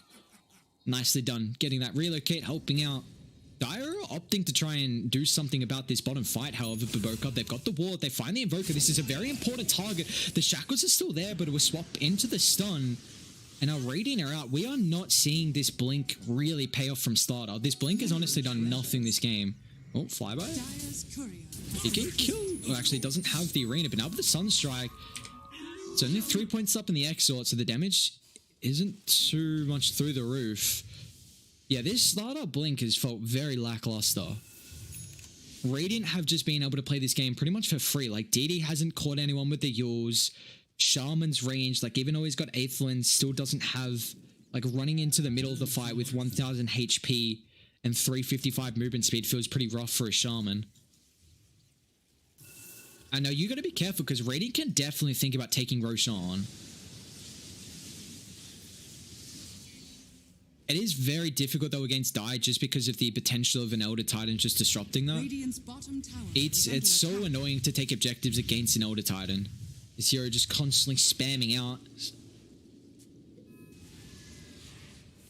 Oh, blink, XXS, there we go. There's a potential pick-off, although XCJ, they'll drop the ultimate from LaNm. They're still going to get controlled. It looks like we want to take the fight though. A quick BKB pop from DD. Dire going to try and mass TP into the outpost as well. They'll bring down the Slaughter. Elder Titan's going to end up falling the lane as well, but GoKing, he's going to be careful with the ultimate on cooldown. They're going to be able to chase him down. Beautiful Manta. September to relocate out as well. Man, if Radiant get out with just losing the Venge, oh my god. SAG are actually outplaying Aster. Like, they are playing so goddamn well. They're down 4,000, but Dire buy back 2 heroes, and Iron might end up falling here though. Radiant, they're on the higher ground, but without the full numbers advantage, they will end up losing Ire. So what feels like, I mean, that's a 2 for 2 when it's all said and done with, but Slaughter buys back, Elder Titan buys back as well, and will secure Dire this Roshan. This is going to be a pretty big Rosh for them as they actually give it over to DD. This is going to be a big Aegis for them. They need to get some more objectives. The fact that you've got a Lesh on your lineup and you've only taken 2 tier 1 towers, it has, like, Lesh hasn't been, he's still 3rd in net worth, so it's not like Lesh isn't farming well, but it's you're giving a lot more of the safer farm to Monet. But now they should feel pretty comfortable. I mean, he's casual Hyperstone if he wants that Moonshard next. We'll take a look at some of the graphs, what we do wait route right now. 5,000 net worth lead, still kind of just fluctuating around that regard. The SAG do have the experience. It's still pretty much dead even with the probability, to be honest. So, 23 minutes in, and for it to be, what, a 4% difference is, you'd say you're pretty happy with how things are looking for Sparking Arrow, but there's going to be a massive fall off eventually from the Alchemist as it goes on. Flyby, I mean, that doesn't feel good popping a BKB like that. It looks like it was trying to bait abilities, and you had the IO in the backline as well for the relocate. Like, September was on the higher ground baiting the Mars. So who knows? BKB now on cooldown, so this should be a Lael Team Aster secure the T2 tower. This is what feels like we're also seeing for the first time the Serpent Ward's used to pressure an objective. So now a little bit more map control going in the favor of Team Aster.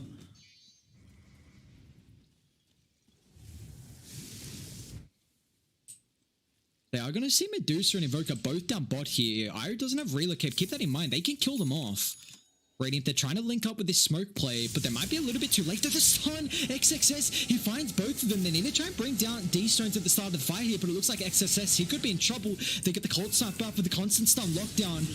He will end up falling. Aster, they still want to continue with the fight, however, they need to try and kill off September because the massive amount of sustain that's going to come out, but now with the Cataclysm, not a lot of damage. Monet's going to try and do it all himself for the BKB. The attack speed is through the roof at the moment. You've got to keep in mind, the Chemical Rage is about to wear off here, so Monet, he's got to be careful. Where's the protection coming out? The Alchemist, he actually might end up falling here. Lestra, he wasn't there to join in with that fight. He'll now show up at the last stage, but it doesn't matter as the boys on SAG, they're going to chase them down underneath the tier 1 tower.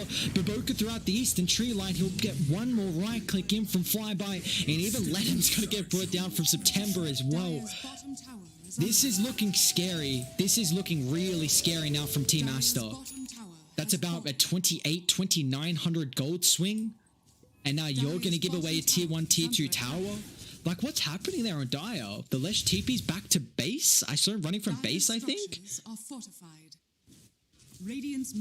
Then they tried to heavily commit. Like, oh, that's a yikers for me. And now mid as well, DD. He's in trouble. They relocate on the back. I mean, they get the Scotty soul. Now with the BKB TP out, I don't think they've got the damage to secure with a kill. They don't. And unfortunately, XCJ is not able to get in range for the nether swap. Still need the level 1.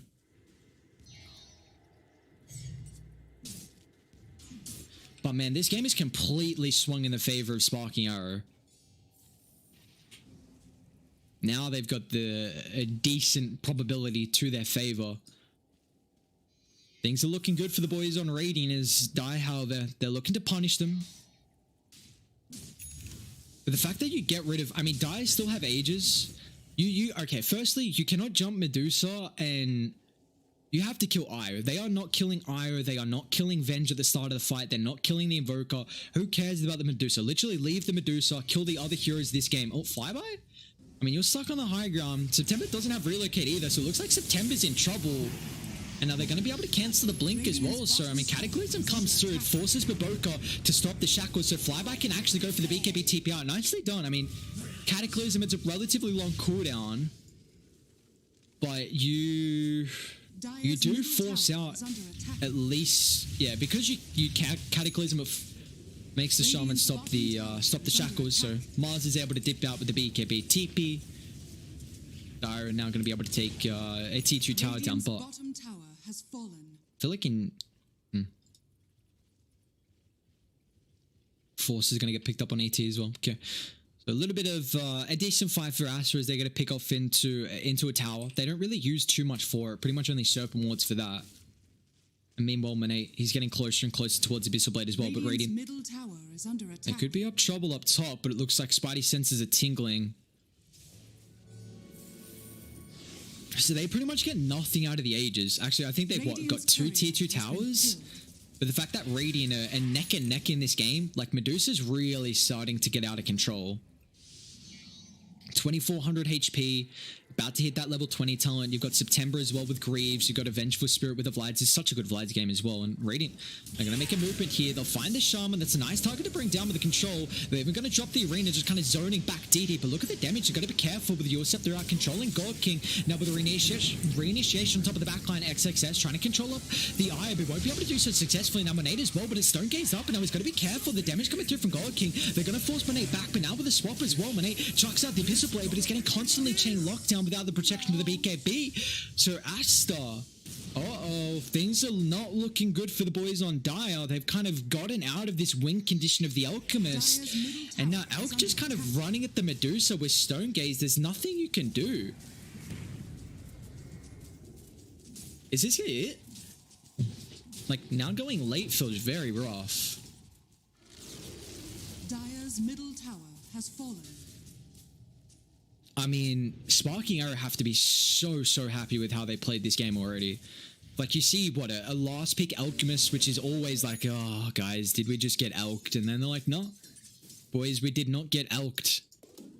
28 minutes in, they're only down 1,000 gold, which is pretty much them honestly winning this game, considering.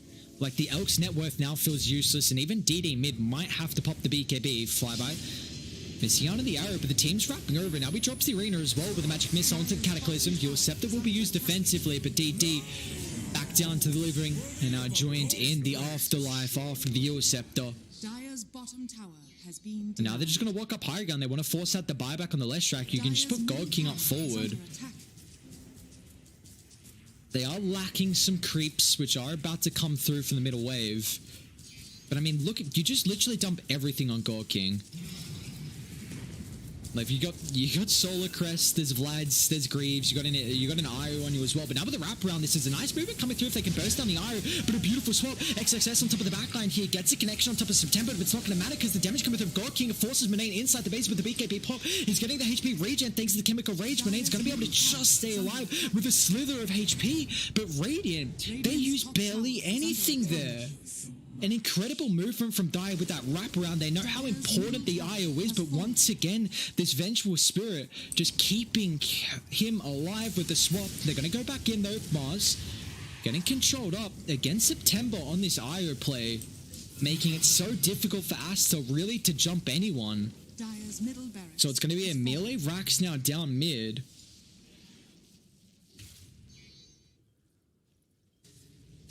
And they can double back and sit on the high ground if they want to. I mean, both teams don't have the biggest like ultis to worry about the cooldown wise. I think what Stone Gaze is the highest this game. Actually, I split it just by 10 seconds. Never mind, Open Wards by 120.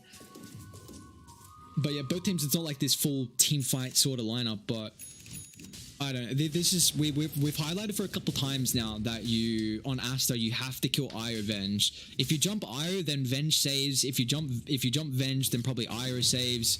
And even if you lose Venge, then Medusa has enough damage now to just punish someone for jumping on the supports. But the fact that you're only down 6,000 gold from Medusa compared to the Alchemist, and this really feels like it's an inflated net worth from Monet as well. It's just not paying off. BoBoKa. I mean, Dstones can catch them here. Does he want to dive too far, though? Flyby's going to blink forward, try and control up LaNm. They got the Cataclysm. Maybe a little bit unnecessary there. So it's on cooldown for a while. But they'll get the kill. Roshan's up in 40 seconds as well. ET should be up by then, though, to be able to contest that. We're seeing Lesh fall further and further behind. Even Io's keeping up in farm. What's he going? 5-3-9 with 25 last hits? Io's straight chilling.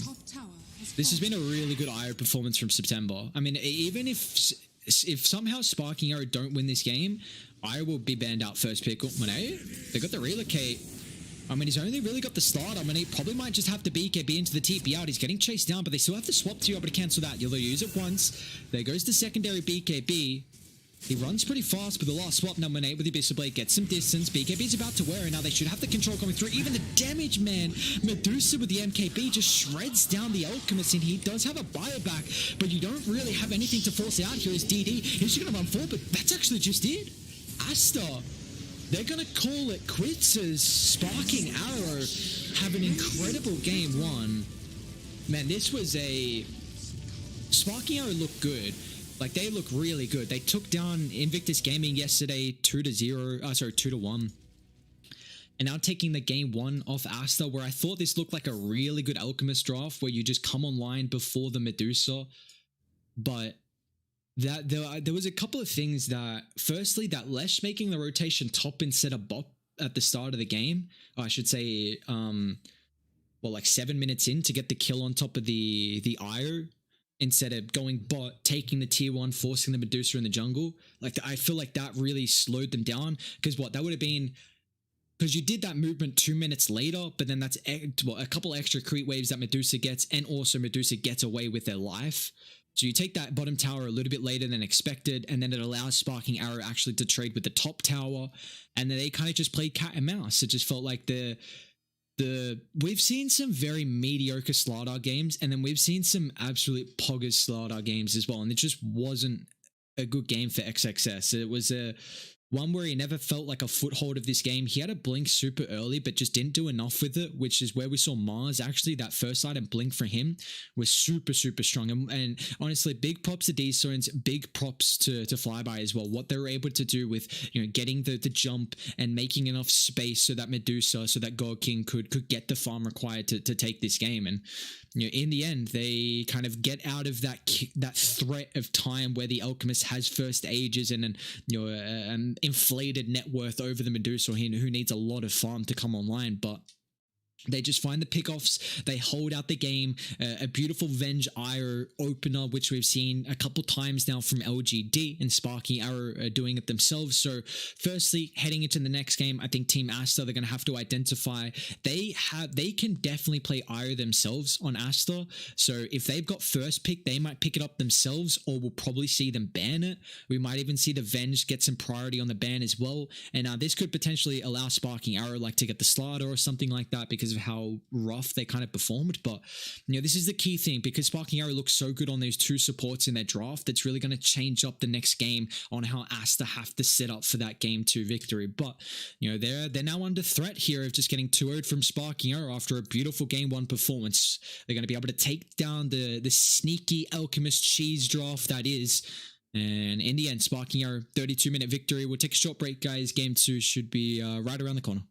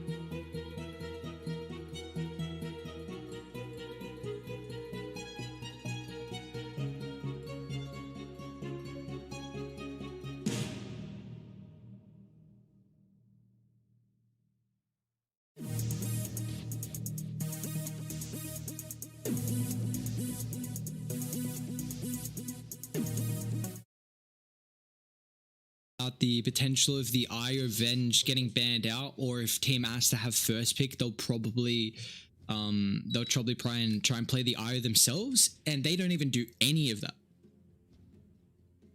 10 seconds. They're just like, you know what? We'll let them get the Eye. We'll let them get the Venge. Let's just not give a damn about that at all. Like, ooh, I don't know about that one.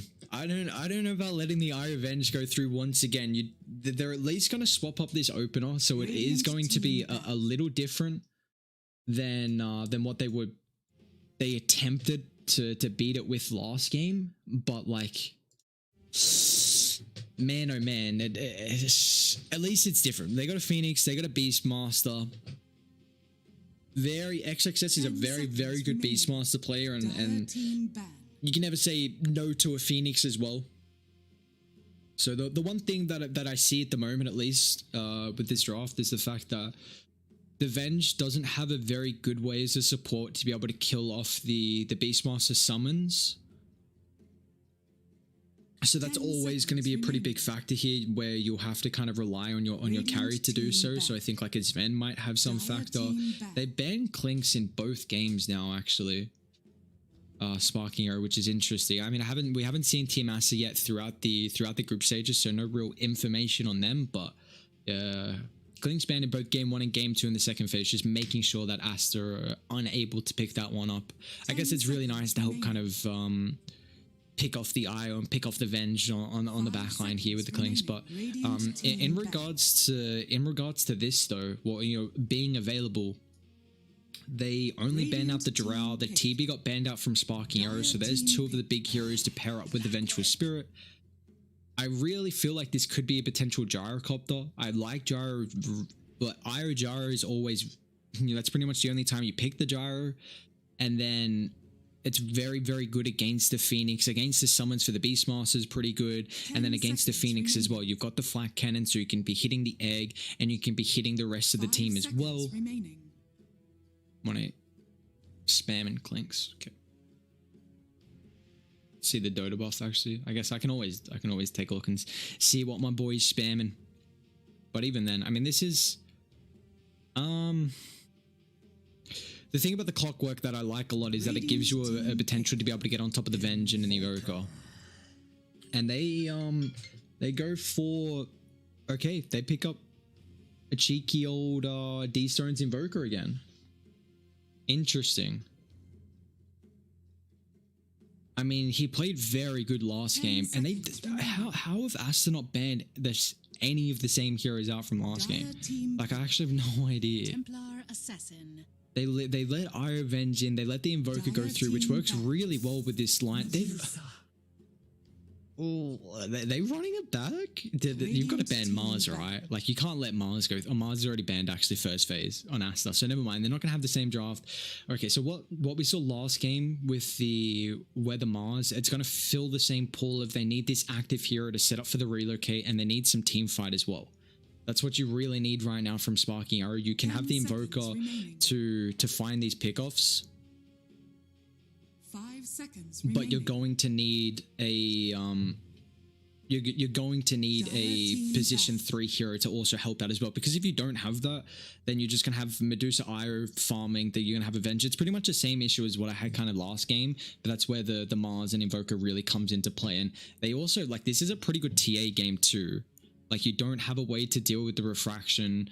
If Team Aster win a team fight, like, they're going to be able to melt through objectives. They're going to be able to take Roshan really early as well.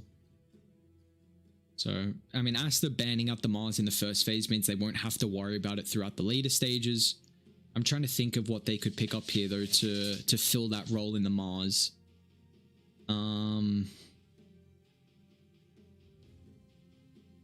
Well, you don't see the last pick for Aster. You're going against what's going to be a Phoenix +1. You've got an IO as well, so Radiant Axe, Centaur, although I don't have too much value in Centaur right now. I mean, Slardar still in the pool. Like, can they just last pick a Slardar? There's the Slardar ban, okay. Actually, a hard dispel would be really good for Sparking Arrow.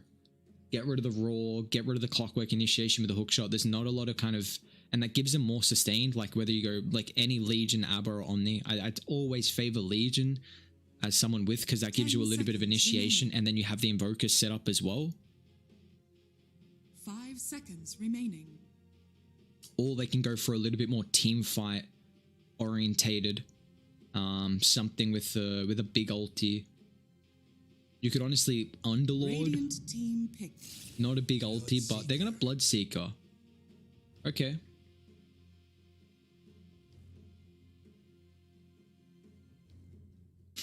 It's gonna be nice to just, the Templar Assassin is someone who, you're very mobile in fights. Very, very mobile in fights is a Templar Assassin. So if you kind of get ruptured, then it's gonna make it very difficult for you just to be constantly right-clicking heroes.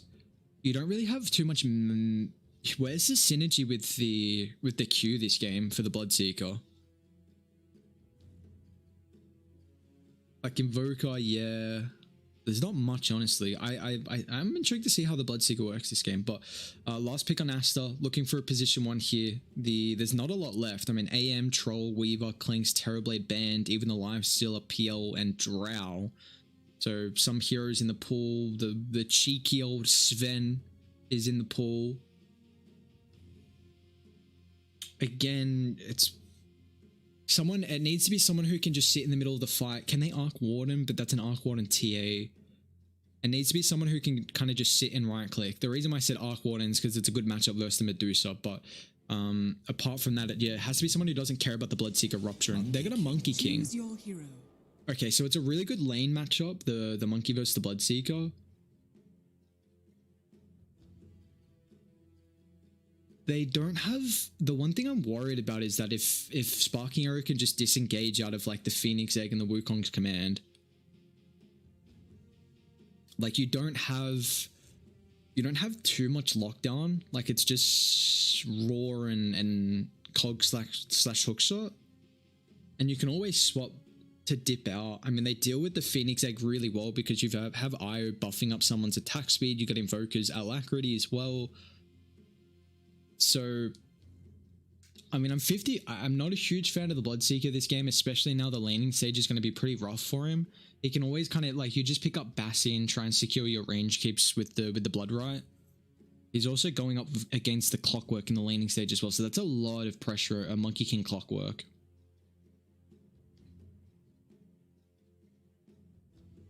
But I did like the draft last game from Team Aster. I was a fan of the Alchemist. This game with the Monkey King TA, I mean, TA is going to need about 20 minutes until you get Blink Deso BKB. So Team Aster are going to have a window of where they can come online before the Medusa has the items available really to be able to be that damage dealer. And the Bloodseeker isn't really... The thing is that I feel like Team Aster just split push the map and will not get picked off. Like, it's literally just the Invoker who can pick heroes off this game. Actually, no, because the Bloodseeker will build... Bloodseeker has to build Yules. Like, we see that kind of... It's like a common build for the Bloodseeker anyway, but this is like a must Yules game, otherwise they all just TP out. Like, as soon as they see the reload, they're literally just out of there. So that's a big thing about not drafting some form of a stun.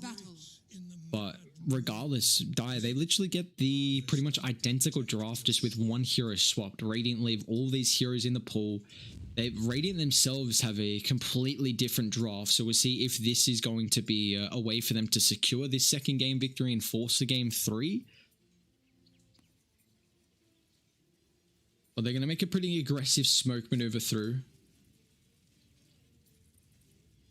That's such a cool choreo. The cheeky little bounty. Look how cute it is, man. Actually, such a cool choreo. Yeah, they can catch him. And God King should be fine. This smoke up top, like, you might potentially catch someone with that move, because a lot of time if you're going to... You might have two heroes, like, sitting up on the high ground just waiting for the bounty runes to contest. 30 seconds to battle. But a lot of time, like, you get two bounties in the off lane. Like, you already see it's the same thing from Radiant to Dire. Like, Dire have already infiltrated, kind of secure both bounties. So this smoke allows them to get a really deep ward, which is going to help out with mainly vision and I guess sniping couriers for the Phoenix. It's also some rotations for the outpost as well. But early on, like, it's not really going to see that too much. So here we go, ladies and gentlemen. Game 2 is underway. It's a very, very similar draft through the boys on Sparking Arrow. Medusa might take a decent amount of right click here, actually. Yeah, this isn't going to feel too nice. He even just chucks out the snake for to do whatever he can. We'll see how this one's going to fare. They just turn their attention to XCJ. Like, Avenge doesn't want to be here either.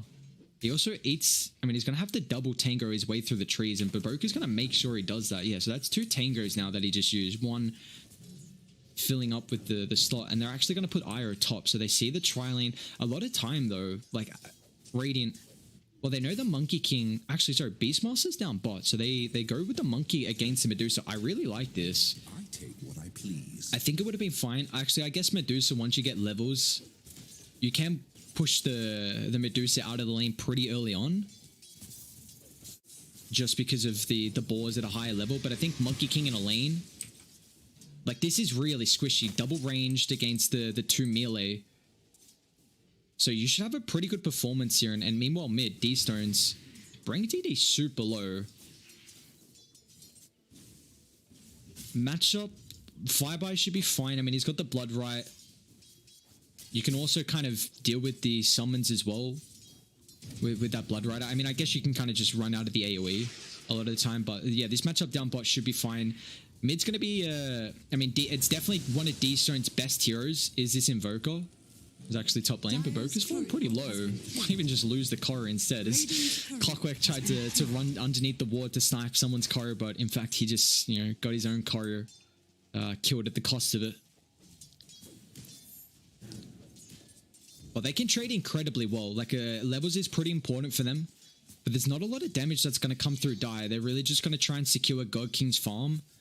But look at what they're doing. Like, they're literally all just hugging each other. So the levels is going to be pretty important. And they block this small camp as well. Which, I mean, there's a sentry on Venge, but he didn't get there fast enough. So now the creepy Equilibrium is very far pushed up. So with the level 2s from Aster, I imagine they're probably going to make a play happen. With that dive, with the cogs. So Sparking Arrow have to be very, very careful with how they want to position themselves. And you already see Monkey King, he started to move forward. They don't have the level 2s, but it looks like it doesn't matter here as the Battery Assault walking down XCJ. They're even going to chuck out the Boundless Strike as well. That'll lock him in place to get enough damage. And now God King, he's got to put a point up in that Menace Shield, which feels awful at the early stage. And nothing's going to work out for them. They get 1 kill for Aster up top. And meanwhile, mid, we'll take a look. Dstones 10 last hits compared to the 21. This is kind of be expected, honestly. A TA versus a Coswex Invoker. You're going to thrive with CSing. There's nothing Dstones can do. And I feel like Dstones has to now rely on maybe getting a lucky power in and making a rotation onto some of the side lanes. Because this doesn't feel like a lane where you're going to really be able to get anything done. Demised. So, I mean, they're not going to win mid. Bot's going to trade even at best. I'd say, yeah, probably even. And top just doesn't look like it's going well at all. As LaNm with the wraparound finds the Vengeful Spirit. Dire just don't have any way to deal with this tri-lane. They have to do something about it. They can't keep going like this at the moment from Sparking Arrow. Otherwise, this game could get messy really, really fast.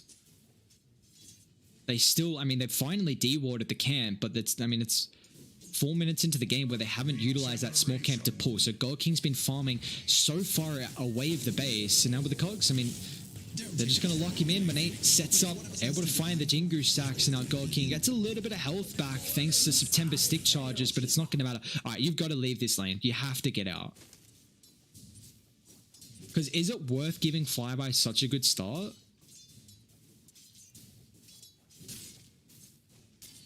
Because last game, Medusa actually had a pretty good laning stage, and now this is not the case. So now, as soon as Dire...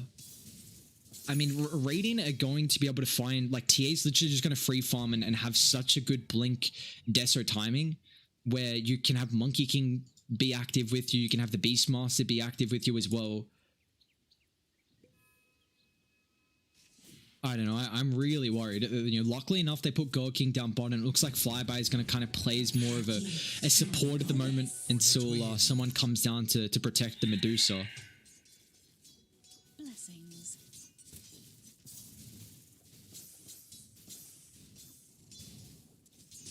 1,000 net worth lead, super early on, though, for the boys on Radiant. This, I mean, it's... I was worried about last game though. Like it feels like with the dude. Look at the CS, 42 and 8 compared to the 25 and 10. Like, Dstones is going to have to make some pretty good rotations early on. And now down bot, LaNm. Well, he's very far pushed up without the help. He just gets the TP coming through from the Phoenix. They're even going to try and utilize the Roar as well, locking in the Bloodseeker. Flyby falling low, just gets the Blood right out before he dies, but it doesn't get a connection on top of anyone. So Aster, they scurry away without losing one hero. And now they could still be in trouble as well.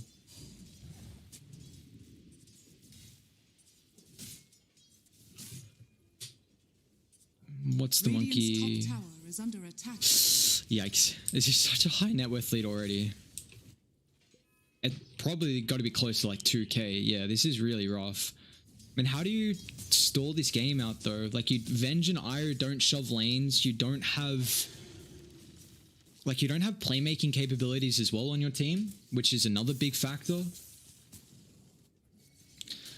But it's the laning stage. It's early time of the game. They're actually going to TP and Dstones up top. So they need a kill. They need it now. And him actually TPing up here. They've got the Rupture. So Monet, it looks like he's 100% dead. No TP rotation for him. So Monet's going to end up falling. That's how they have to play this. Your Rupture with Invoker needs to be the killing combo with them just kind of doing whatever they can across the map. Otherwise, Aster are just going to continue to farm. So they'll get the first kill of the game. Very nicely done. Dstones Top tower is under attack. doesn't miss too much mid. Dire's middle tower is under attack. Thought he was going to miss that CS when he misses the range creep. Meanwhile, diving down bot, XCJ. The Roar is available from XXS. He's going to be able to get the vision, but even with the Ire heal, is it enough to keep the Vengeful Spirit alive? It looks like it's not. That Sunray burn, level 2 actually from BoBoKa, so percent damage 3.25 already. Man, Goa King's only got 29 losses. They're going to have to stack up a lot. They got to triple the Ancients. Triple, I believe. That's not a quad. Is it? We'll just go with triple. I can't be bothered looking hard enough. DA 70 last hits. Jesus. Flyby is actually going ATOS first. Okay, so that's... I mean, it's a TP cancel. That's what I was worried about. You had to have something, a yours or an ATOS to cancel the TP. Otherwise, you just have no way to set up for like a Rupture TP rotation into a pickoff. Like, it just doesn't work in your favor.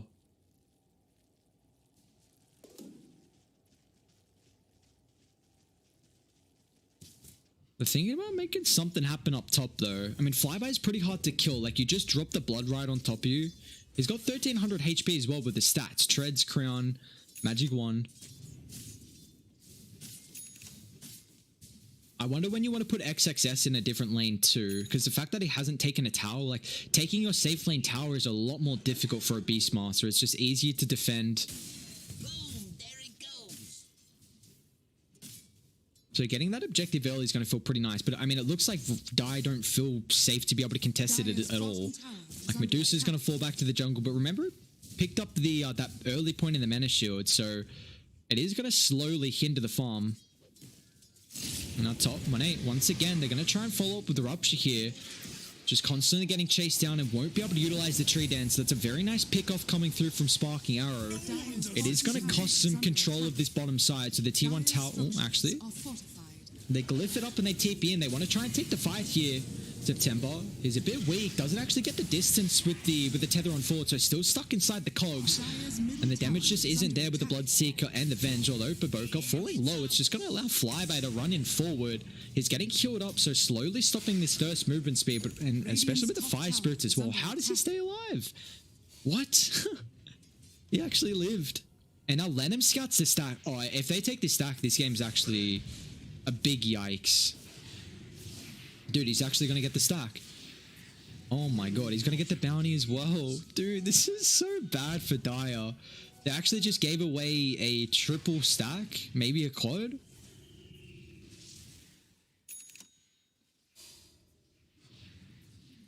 Yikers for me. Radiant's top tower is under attack. Incoming. They're still just trying to put pressure on top of objectives. They feel like Radiant know how strong they are at the moment in top of the game. Like Medusa, we haven't seen Dstones really do much. I mean, a couple of TPs towards top to kill off the Monkey King, but still when all of Radiant group up, like it makes it so difficult for the Invoker to pick off like a couple heroes here and there. And because Sparking Arrow don't have any ways to shove in the lanes, like they are going to be just pushed inside one corner of the map, where it's pretty much just going to be the Medusa farming the triangle camp. Bloodseeker. It's in a little bit of trouble here. September's going to come over. He does have the relocate just in case, but even Monet's here as well with the Primal swing into double boundless strike. Nicely done from Monet. Mid lane actually DD. And you can't pressure out too far. I mean, you burn all the mana, protect the tower, but this is probably still going to end up falling with Radiant posturing around the triangle camp. And this is what Radiant need to do. Like, the only way Dire come back into this game is if the Medusa farms his triangle camp and just is able to free hit Ancients. So the fact that you've got a super nice ward in the back line, you've even got a relatively good ward as well around the medium, a couple of stairs by the triangle. So this is where you need to play. And they're even going to have the vision with the Beastmaster as well and the Templar Assassin. So constantly keeping tabs on where Sparking Arrow are inside the try. Okay. Not in a good spot with hookshot coming out. XCJ's got the swap, so it's going to keep his core alive. XCJ will pay the price, but the rest of Dire are coming over, but it looks like they still won't be able to do anything about it. This is where we're really feeling like, what the hell does the Bloodseeker do right now?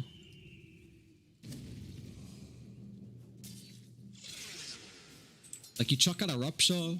Yes, that's good to shove out the lane, but... Dire's top tower is under attack. So Dstones is relatively farmed, honestly to say. 2 last hits, 81 kills. 2 last hits, 81 kills. He's got 2 kills, 81 last hits. So my boy's chilling, but Radiant just going to be able to get all the objectives, and DD's really farmed. 12,000 net worth lead at 12 minutes in. Aster are literally just going to be able to take objectives whenever they want to. Like, once Deso's up, Roshan's for free, they can probably still even continue pushing top, knowing that Dire won't have the damage to contest them. Radiant's bottom tower is under attack. And this is going to be a really late mechanism as well from September, so they can't even get this little bit of sustain to group up through the fights. But down bot. Well, they get the vision of the Monkey King TPing in. Looks like they're going to back off, but... Okay, so top tower doesn't actually take too much damage here. Beastmaster didn't want to opt for the play.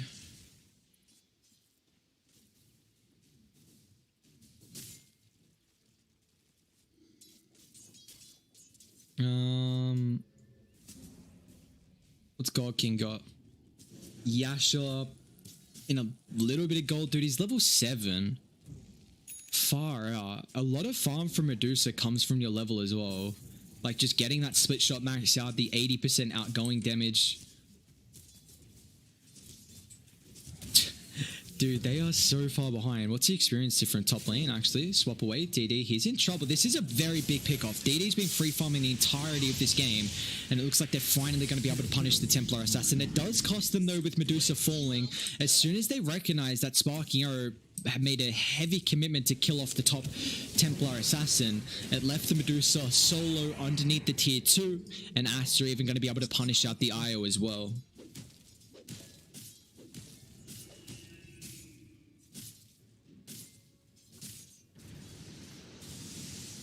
What has Dstones got? He's what he went earn force into solo. Okay, so just a bunch of utility. I mean, this is going to be a 4 protect 1. This is still this high ground defense factor. LaNm, they block off any retreat. They see him as well with a swap. I mean, it's a point bank swap, and now Monet's even going to be able to come over with the Wukong's command as well. XCJ gets melted from the right clicks. Now they're going to be careful with September. He's slowed up here.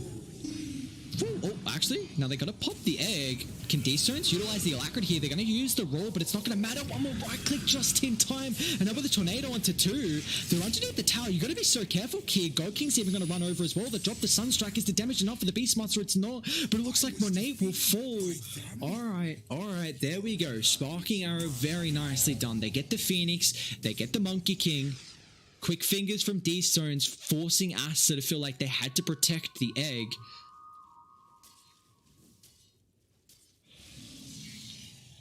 Still a 4,000 net worth lead, but they have done a good job at finding at least decent pickoffs. Like, Monkey died. That's 3 deaths for the Monkey now. You know, DD getting picked off as well that once. I still don't feel like Radiant are too worried because once DD has Deso, they just take Roche and then take all the outer towers. So this is a game where it feels like Sparking Arrow have to somehow have a high ground defense, and then when Medusa gets a couple items to be able to turn it from there. Because you take a look at what they're amplifying with the Medusa. You got Venge Aura, you've got IO buff up, then you're giving him the Alacrity, you're giving Solar Crest even with a potential 4-star survivability. So this is what feels like, and going high gun against firstly a Medusa and Invoker and just constantly spamming of a Blood Riot is going to be very difficult for Aster. So they need to get a big enough net worth lead where they feel content to do it. I mean, I know they still have outer towers, but I don't know how many fights are going to be just pretty much gifted over to Sparking Arrow like that last one was. But, I mean, Monet going for a BKBs in the X items kind of telling me that they really want to end the timing with the... At least get a... Ooh, hook shot. LaNm does find Dstones. It's a nice swap away, and now the clock works incredibly deep without the help of support here. LaNm fully burnt out on mana. XSS going to try and chuck out the roll here. Looks like it might be enough to give LaNm a little bit of space, but it doesn't matter. They'll chase him down on the backline. Monkey! It's an incredible ultimate with the boundless strike here. GoKing just forced a man fight. He's slowly getting burnt of mana. September healing him back up. They actually get rid of the tether now, but whoa, Radiant don't kill anyone. Okay. It was a great ulti with the boundless strike from Monkey, but just wasn't enough in the end. We are starting to see, man, like... No, I don't even want to say we're starting to see that they're getting tanky. Because this is just IO. This is also pre-mechanism as well, but they're going to be able to take Roche. So this is what they look like they're grouping up for. It's going to be the double BKB with Monkey King and TA having Ages as well. This Ages, you know, the first like minute 2, you can take the easier tower of top. Then you'll probably farm up, get that BKB, and then really rock and roll from there. Because that's the one thing you're worried about. Radiant's bottom tower has fallen. What do we think the probability is? I'm gonna go for about a 68%. Actually, no, that's probably too considerate for SAG. We'll go like 77. Radiant's bottom tower is under Wow, that's a lot closer than I thought. Really? 52 for Aster? Structures are fortified. I mean, I guess this is that Medusa effect. They got the net worth lead. How far experience do they have? A little over 2,000. You know, they're finally starting to get the levels on die. Dstones has played another very good Invoker game. You know, this Dstones God, Invoker God. He's well known for his Invoker. This is where I first learned about Dstones. His Invoker play, 25. Anyone who's goddamn level 25 on a hero better be good. By then, you must be at least half decent on the hero. And I mean, he's showing. Is an absolute boss on it, but they got to be careful. Radiant, they are making the full wraparound right now. It looks like they don't have the vision of the retreating Sparking Arrow. They had this wall kind of around the bounty, but Dai just opted to retreat throughout the jungle. This is Manta now and God King. All right, so let's take a look. Well, actually, Monet. They can rupture into the swap, but now with the relocate coming through as well, they'll drop the Sunstrike on top of the magic missile. They're going to be able to bring down the Monkey. Really nicely done. Wow. They're actually getting kills with the relocate on a Medusa. That's crazy.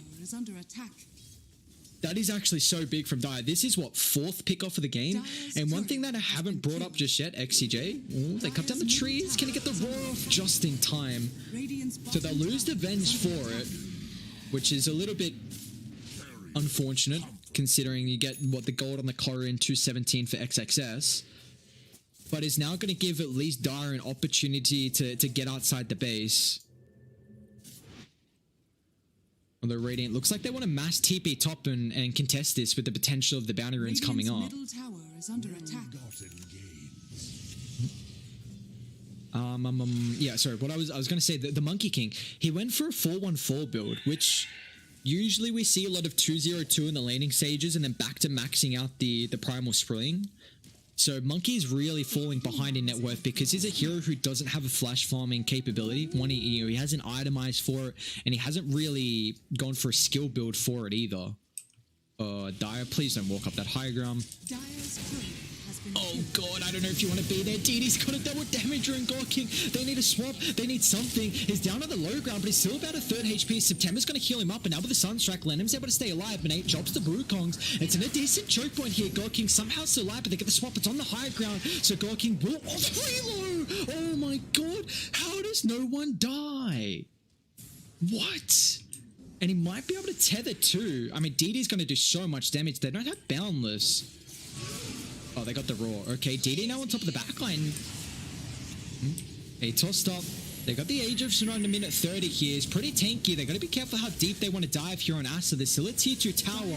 As LaNm's about a third HP as well. He's going to try and get out of the blood right just in the nick of time. Dive on forward. And it's off. They want to really hold this tower on Sparking Arrow.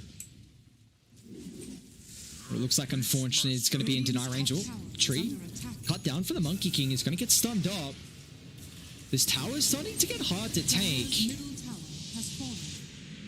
DD will get burnt out all the mana now, which is pretty important. He needs that refraction. He needs the meld as well, but it's double boundless strike. It's a nice blood right though, kind of zoning away Aster.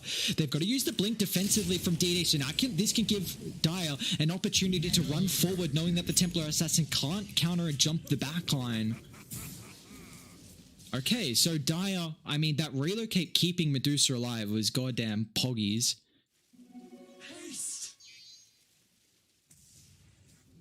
And, oh, what do they find? Monet, he's in trouble here.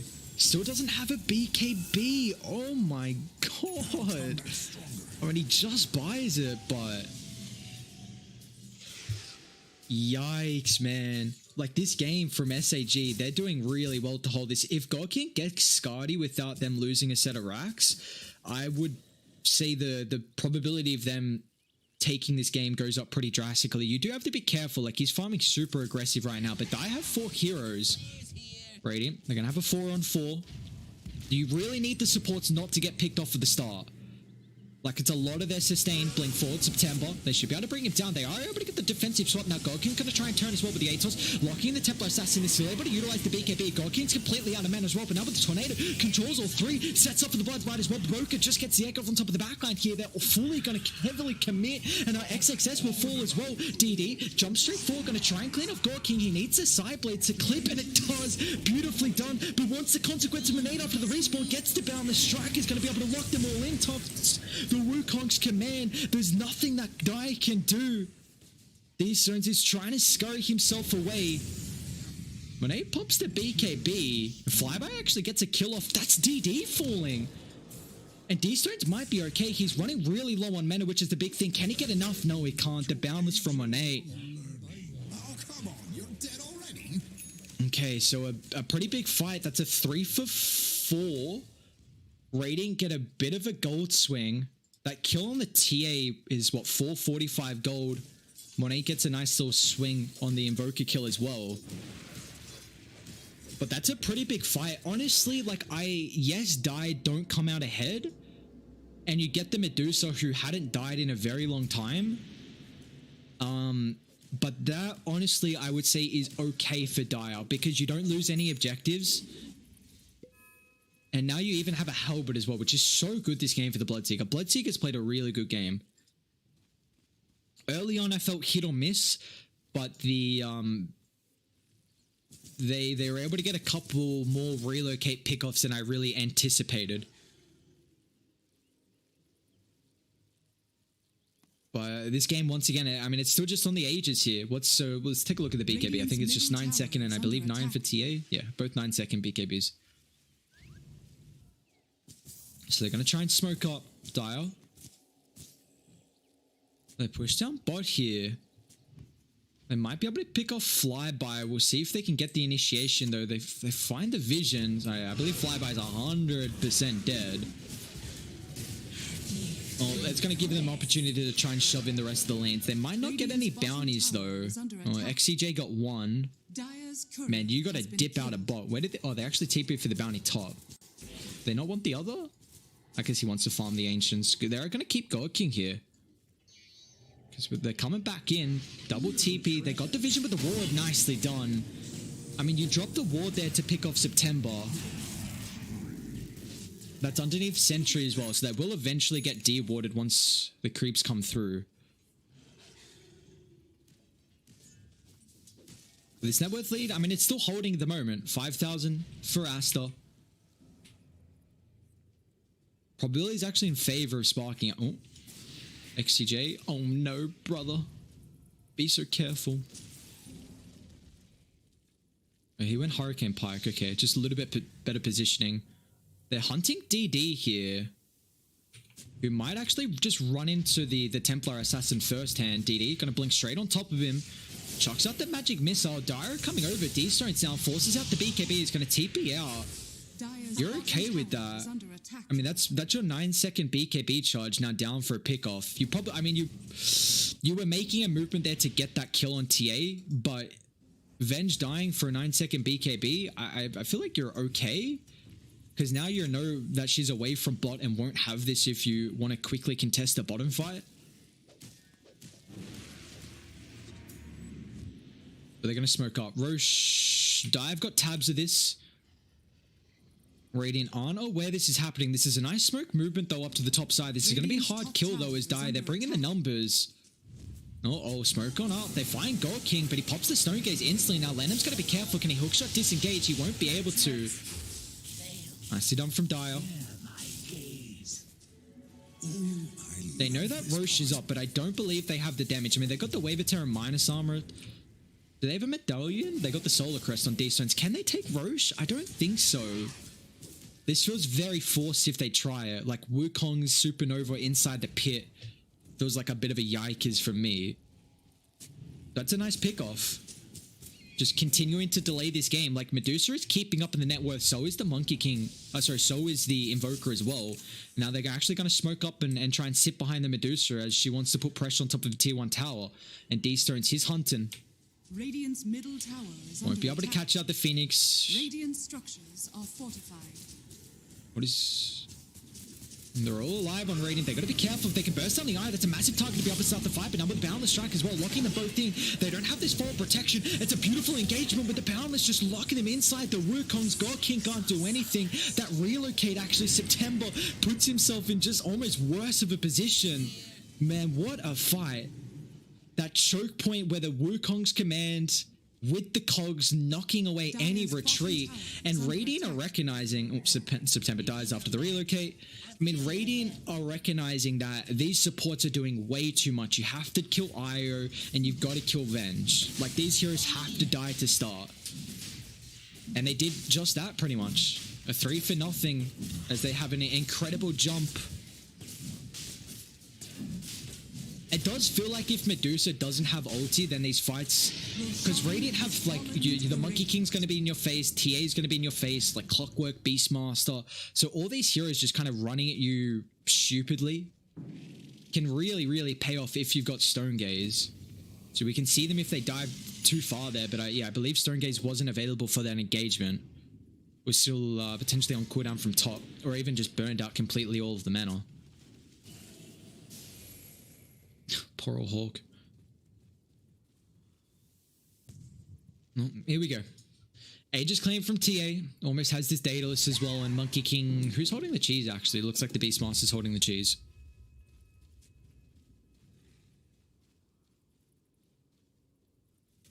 Very close to the Aghanim's on the Invoker as well. 5-1-0. It's still continuing to have a very, very good performance from Dstones. We saw in the last game how well he can look on this hero.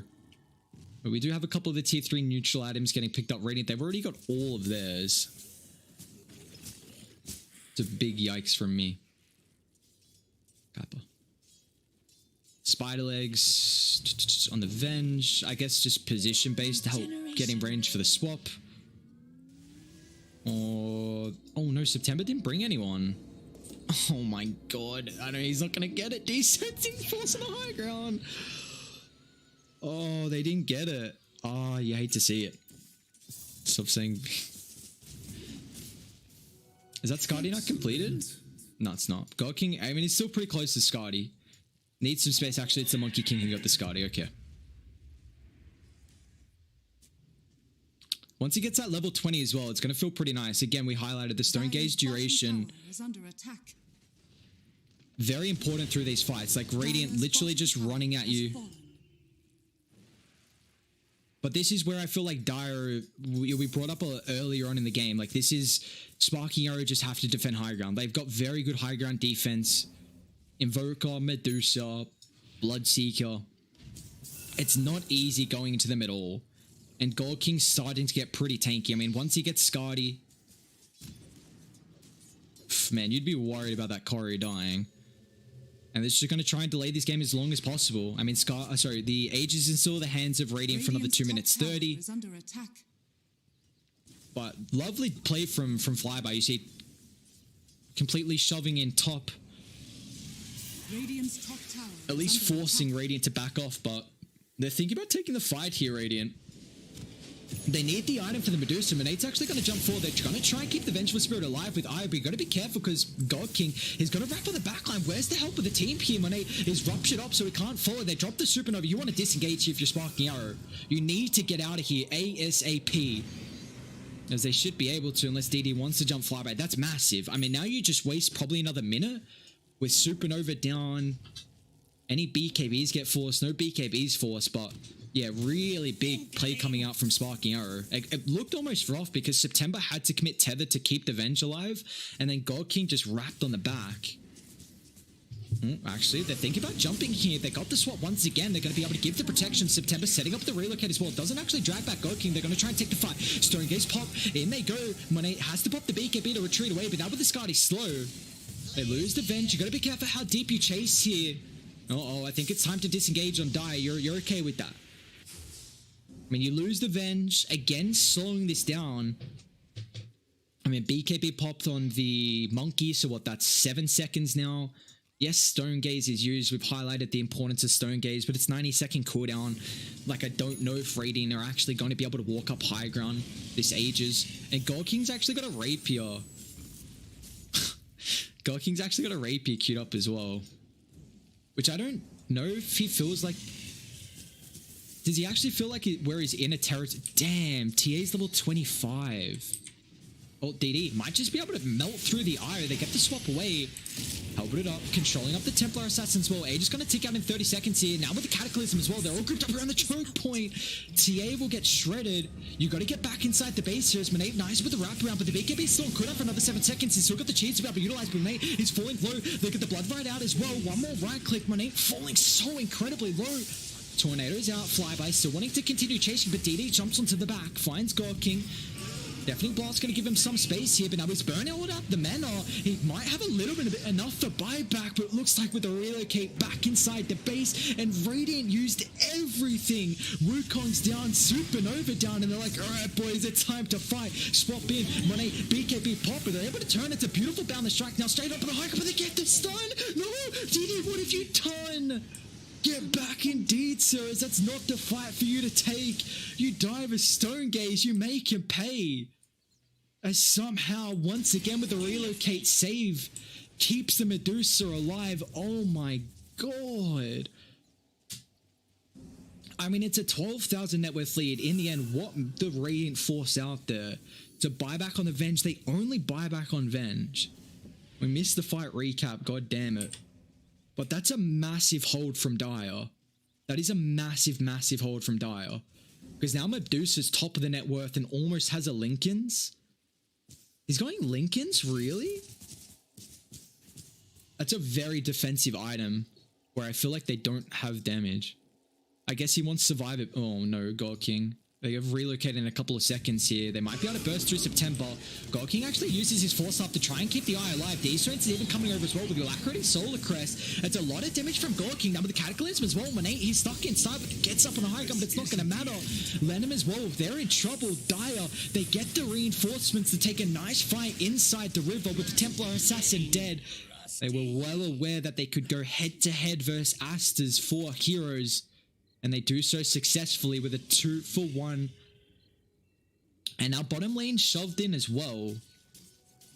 Gift from the goddess.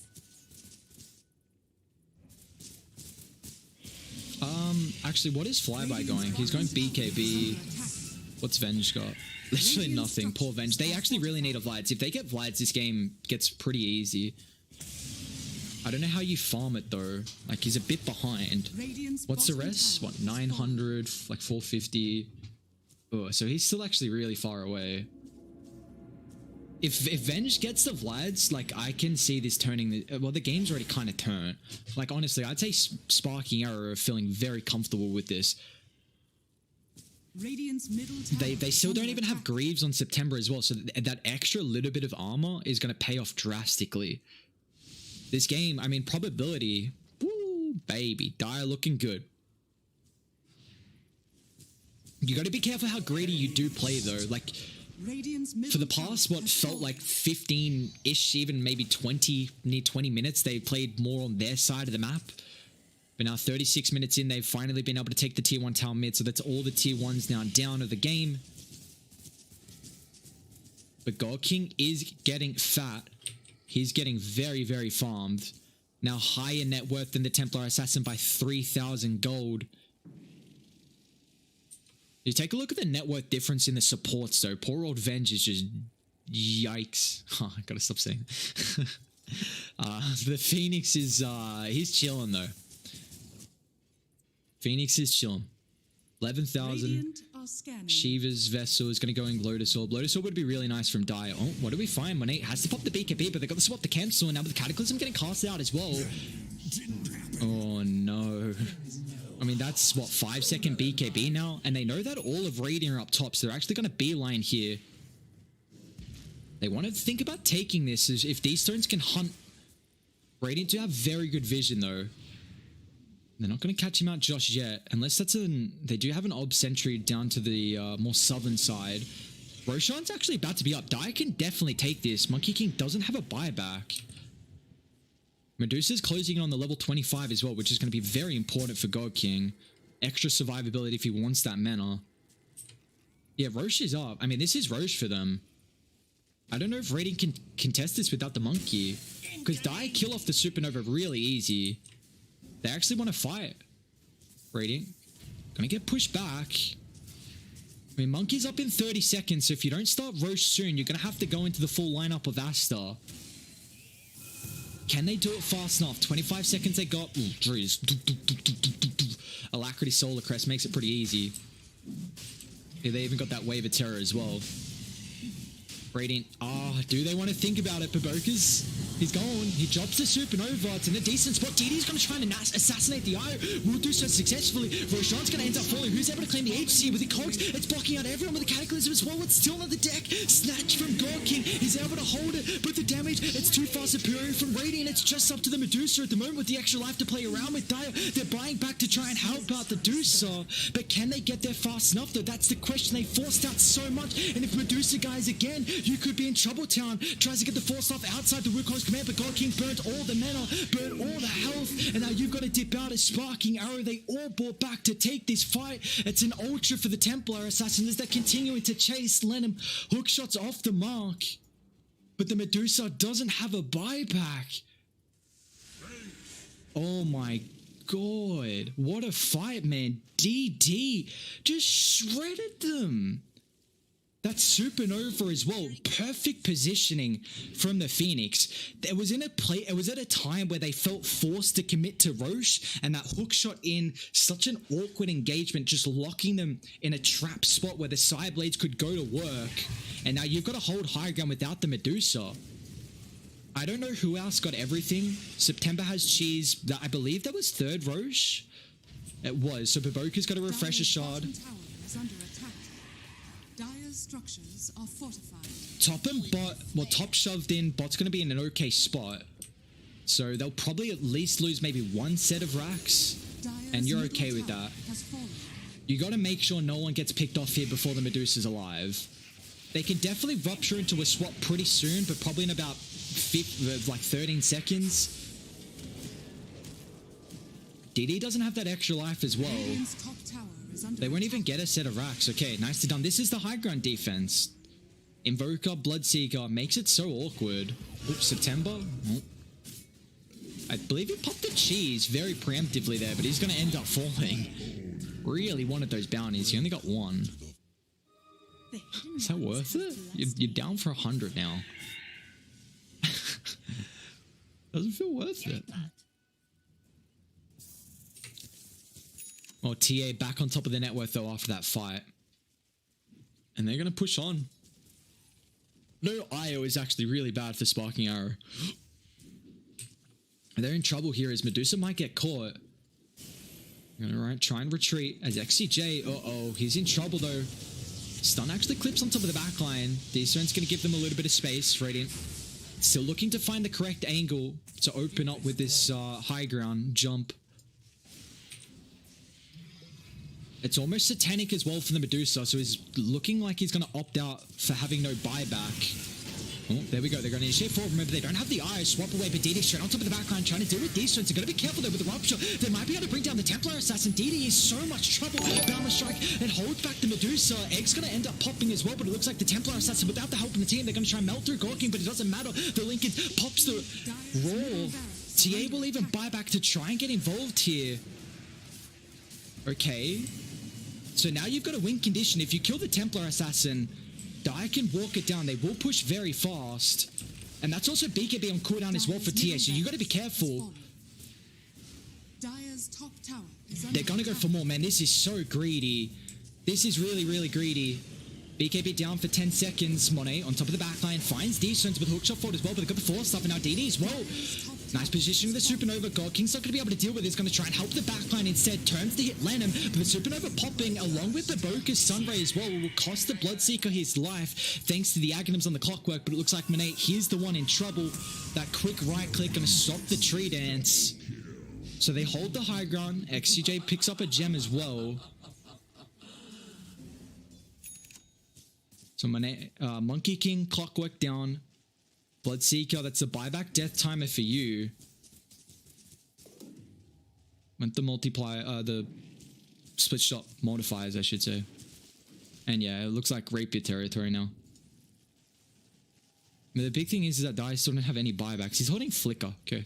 Is there other tier, what other tier 4 items could he opt for? None, actually. Man, they haven't actually hit any neutrals for ages. Holy crap.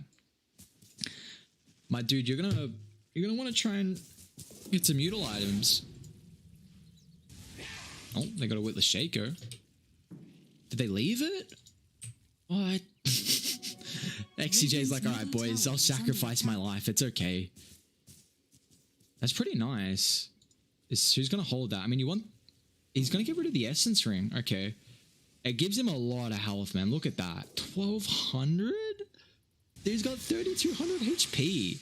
And that's actually so big on a key support like the IO, who really, if you get bursted down, then it's absolutely massive for the fight of Sparking Arrow. But I mean, Medusa back on top of the net worth after that engagement.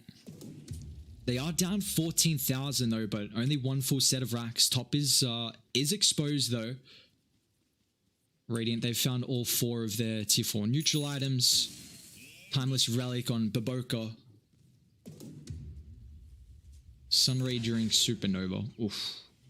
So goddamn nice.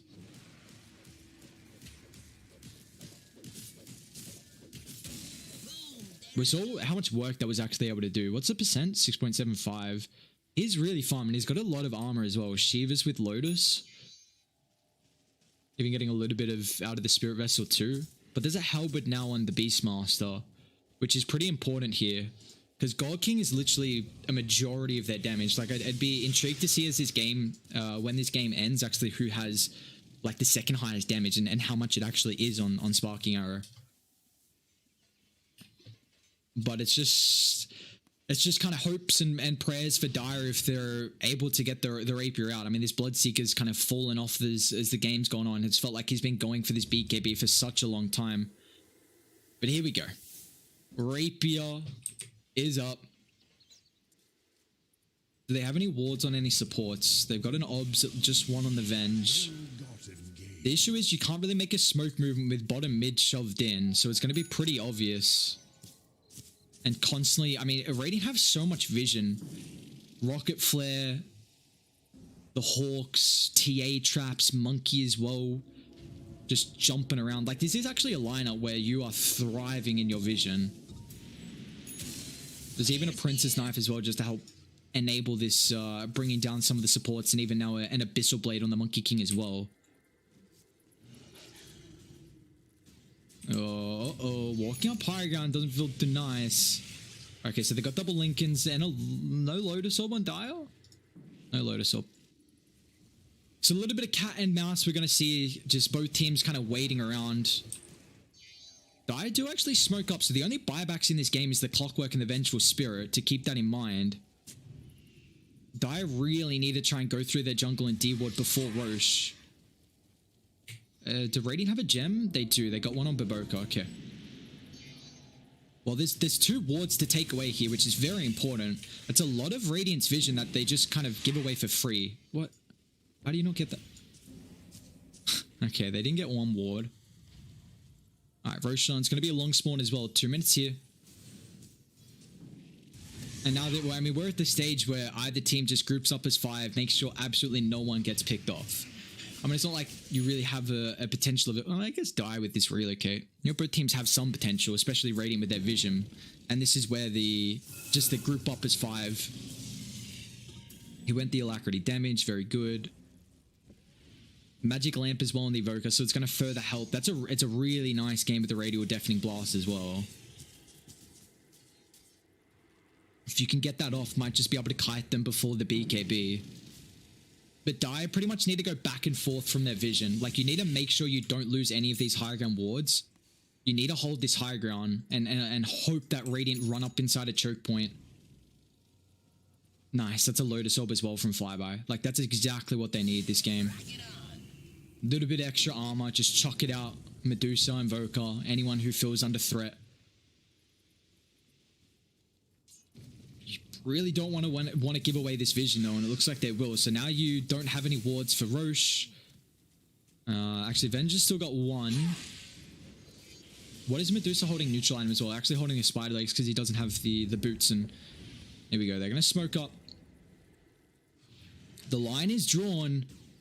I mean, it's going to get scouted out if they see the balls. The pings come through. Gone King's actually just going to run up on the high ground. They're in a choke point where you're going to be so careful. Oh my god, here goes Nothing. Now with a hook shot, they melt through the Venge. That's a key target to be able to bring down on top of the backline. LaNm controlling up all 3. BoBoKa's going to try and dive in forward and drop the Supernova. Dire, can they retreat out though? That's the question. A lot has been popped here from Radiant. I'd say you're happy with that, honestly, from Sparking Arrow. That's Wukong's down. That's Supernova down as well. Now God King can go back forward. BoBoKa still has the dive. Will provide a little bit of distance. Roche is now up and available. And now Dire, they're the ones to hold the high ground. They're going to be careful with the ruptures out. Who's it on? Who actually got ruptured? I've got no idea. They're trying to make this long wraparound movement, which they will be able to. Really nicely done, actually. They get away from this high ground choke point. But no Supernova, no Wukong's command, and an extra life could be clutch. XCJ, no, he just brought back. That's so important for them. His Wave of Terror and the Aura, massive for this SAG lineup, and now they're going to continue to fight with the roll onto the backline. If they can bring down the Eye, that's a massive target, but he's got this Witless Shaker, so the extra health paying off drastically, but they can't lock anyone in place. Monet trying to force up with the higher ground. He's able to get the tree dance off at the last second. They've got the vision, but it's not going to matter. So Io stays alive just thanks to the help of that neutral item. That Stone Gaze down as well. We put a lot of emphasis on Stone Gaze this game. And now Radiant's ultimate's about to come back up as well. Aster? DD just assassinates Io. They're getting outmaneuvered here. God King's going to be so careful. Monet's going to jump forward with the Wilcox command freshly popped up as well. It's a nice deafening blast with a hook shot. Forced off. Medusa, a double force as well. Gets him back outside the range. She is about a third mana. So God King's got to be careful. Dire's middle tower is under attack. Alright, he's going to be able to give him a little bit out. Now they're walking inside Roche. And Supernova's back up as well. Let's see if Radiant can take another nice Roche fight like they did in the previous engagement. BoBoKa's going to lead forward, drops the Supernova. Roche is falling incredibly low. LaNm's going to try and face check this, but it looks like this time without the stuns to pair up with the Supernova, they won't be able to combo. Now there goes Roche. Who can snatch it though? That's the question with the roll. The Lotus about the Tornado is completely controlling everyone. They get the Aegis on top of September, and now LaNm controlling up. Medusa about a half HP, but he pops the Satanic, and now with the Rapier as well. He's going to work. It's too much damage. God King's going to end up falling to DD. The Rapier's on the deck. They pick it up on Monet. Now he turns, brings him down. Medusa will buy back, but what's the cause of it? As the damage, it's just not there, even though Medusa has this rapier. Oh no. How much gold has she got? She doesn't have enough. I mean, she got the Aghanims. So rapier on Monkey King. He got Refresher Shard. There's cheese somewhere. Actually, I think I heard someone pop cheese. And Aegis is on September. Oh my god, he's got Aghanim's rapier now. Oh, that's a big yikes. Say that again. He's gonna do so much damage. It felt, I mean, Radiant are I don't know. Like, finally Radiant have been able to pick off these backline supports. TA with just a little bit extra control. Whenever both supports are split up away from each other, you can't get that swap. Like, if Io gets jumped, then Venge just swaps Protect. But if, you know, if Venge gets jumped, then Io can't really get the health off.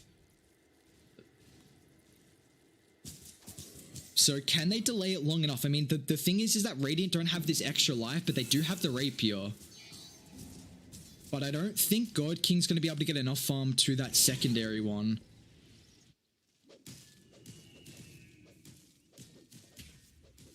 Well, we'll take a look. Well, 29,000 net worth lead. 8 minutes away from some of these neutral items. It's still only 74% win probability. Man, that DD would have been so nice with the rapier. You see Radiant, they're instantly beelining it to top. They'll smoke up. They got the vision of this, so just in case Dire are making a play there as well. Oh no, this could be it. This could be it. Oh boys, you gotta disengage as they find the Medusa. No buyback available. They get the Force out. Another Force up as well. Flyby stuck inside the cogs. He's gonna try and attempt to relocate, but September a little bit too late. And they don't bring back God King as well. Lincoln's gonna get popped now, but swap away. God King gets the space. Flyby forced to rejoin this engagement. A little bit awkward there as you see just the jump coming through from Aster feels a little bit superior this game to what Dire have. It's kind of just, you have to hope that they run on top of the Medusa. You've got to somehow play really far in the back line. Like, again, you still have this really decent high ground defense from Dire. But that the fact that they're not getting set up. All right, here we go. Secondary rapier from God King. But like, if Monkey King gets his ultimate down, like, he will not die even to the rapier on God King. How much armor is it? 20, yeah, 24 bonus armor. I mean, he's already got 34 as well. And if they really want to, they can just pop Wukong, secure the objective, and then disengage. Can't believe wards give 314 gold at 53 minutes in. That's a nice nullifier pickup as well. Get rid of a lot of the defensive capabilities. I mean, this is it. Dire just have to somehow get correctly positioned with their support so they don't get jumped. Like, literally all of Radiant are hunting them on the back. And if you don't position yourself correctly, where you have God King just sitting in the front, I mean, you've got multiple forces, multiple swaps. So just put this hero in the front. Make sure everyone else doesn't die, because I don't think God King can 5v1. Like, he needs his team alive. He needs the Ari, needs the Venge, needs Dstones buff up. Even Bloodseeker with the items he's gone for this game. Oh no, Venge, warding expedition, punished. You can't get outside the base. Down for 60, there's that defensive swap. And it's still pretty big as well, because it also gives a little bit better positioning for God King, thanks to the Vengeance Aura. Minor damage buff up. Mainly that range.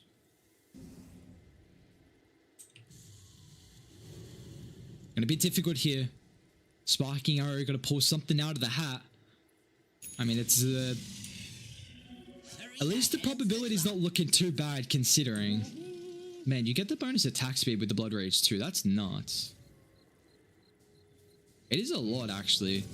He's fiending for it. Alright, so he's just gonna tick out on September. God King is getting some farm as well. I mean, 3,100 trying to go for a BKB next. But Radiant might just take the set of racks top, honestly. I forced to pop the glyph. They didn't have any creeps inside the base, so going through bot backdoor protection there. So it's going to make Sparking Arrow pop the glyph, and you're happy with that. You back off, reset. They smoke up, or is it just one? It's just the Ninja Gear, okay. So let's do a check on items real quick. Well, we're just 4 minutes away from some bad boy neutrals. So Rapier Monet, he's holding Refresher Shard. We got Refresher Orb on BoBoKa. Nullifier freshly picked up on DD. Pretty much from Radiant. Oh no, speaking about DDs. Any big items? I mean, you take a look at the net worth though. Like, they're so. Even the Phoenix is getting. I mean, it's ahead of the position 3. Even the Clockwork 4. Actually, that's a Clockwork 5, dude. Bloodseek's actually. Dude, he can't get any farm. Holy crap. Radiant. Oh no, they have a DD on Monet. This could be a disaster for Dire if they pick up the supports to start the fight. September instantly nullify it up. Can't disengage. He's going to get brought down. He doesn't have a buyback enough with a hookshot forward as well. Flyby's going to be careful. It's a nice tornado. Going to hold them on the backline. Radiant pop the BKBs, but they're kind of getting control. God King as well with the 4 stuff. Gets outside the Wukong's man. They're going to try and protect the below the sword as well. God King, he wants to actually turn. It's a couple of right clicks out. They'll hold them back. So that's Ira down for 100 seconds here. Dire's middle tower is under attack. As their base is under threat. Tier 4 is taking a little bit of damage here. Is unhealable damage, but it's a very minimal amount. So Radiant, I mean, they use a couple of ultimates there. What's that? Supernova, Wukong's, just for the IO kill. 9,200 gold for TA. Surely just pick up an Aghanim's, right? Yeah, what the hell? You've got so much. Dstones? Who's got the gem on Radiant? Just BoBoKa? Yeah, okay. My dudes, we saw yesterday from Invictus Gaming, the Invoker ran outside the base. Like, Invoker was literally carrying the game, ran outside the base once into an Ob Sentry setup, and then died, and that was it. As soon as he died, they just called it. So, I mean, it's a little bit different of a game, where it's God King, the big factor, who's pushed outside the base. And they're going to try and jump him. They get the Hex, a nice 4 stuff. Dire have this high ground ward.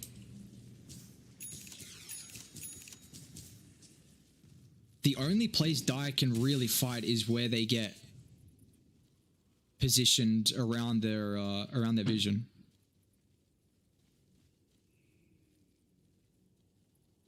Roshan's going to be up in about 2 minutes here. We're also 1 minute 30 away from T5 neutral items. Buggies. We're not there yet, so hold on a second. What's some good ones? Ballista? Woo! Apex even?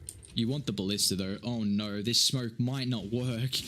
They're going to run straight into a choke point. Smoke ends up popping. Dstones is going to try and pump fake this and see who can find. Clockwork stunned up. Cataclysm's going to fly out as well. God King stuck inside the Wukongs. They get 1-4 stuff away, but now with the hookshot 4. Can they keep him locked in though? God King almost burnt out fully out of his mana. He's not right-clicking anyone at the moment. Now with the Stone Guy's out, it's forcing the Templar Assassin away. He's falling incredibly low. Dire actually is going to be able to do this. So it's down with the Supernova. Stuns him up. They get a Refresher Orb as well, but they're too much damage. Monet jumps on forward. The Abyssal Blade locking him in. They got the double Rapier now as well. As it almost worked out, that radio deafening blast with the halberd for 1 second. I'm like, hang on, is Medusa going to be able to do it? But no, it's just not enough. As Invoker, no buyback. God King's, I mean, he doesn't have a rapier. This is what, double for Monet. Oh, my power is about to drop out. That's a side thing. I'm actually losing my light. So jump in. LaNm finds the Bloodseeker. They're going to be able to clip Medusa as well. It doesn't have a buyback. Burnt out of mana. No relocate. Medusa down. 120 seconds on the deck, and that's it. Dire, they've got it called quits. A 60-minute game. We don't see any neutral items, but damn, look at those monkeys dance.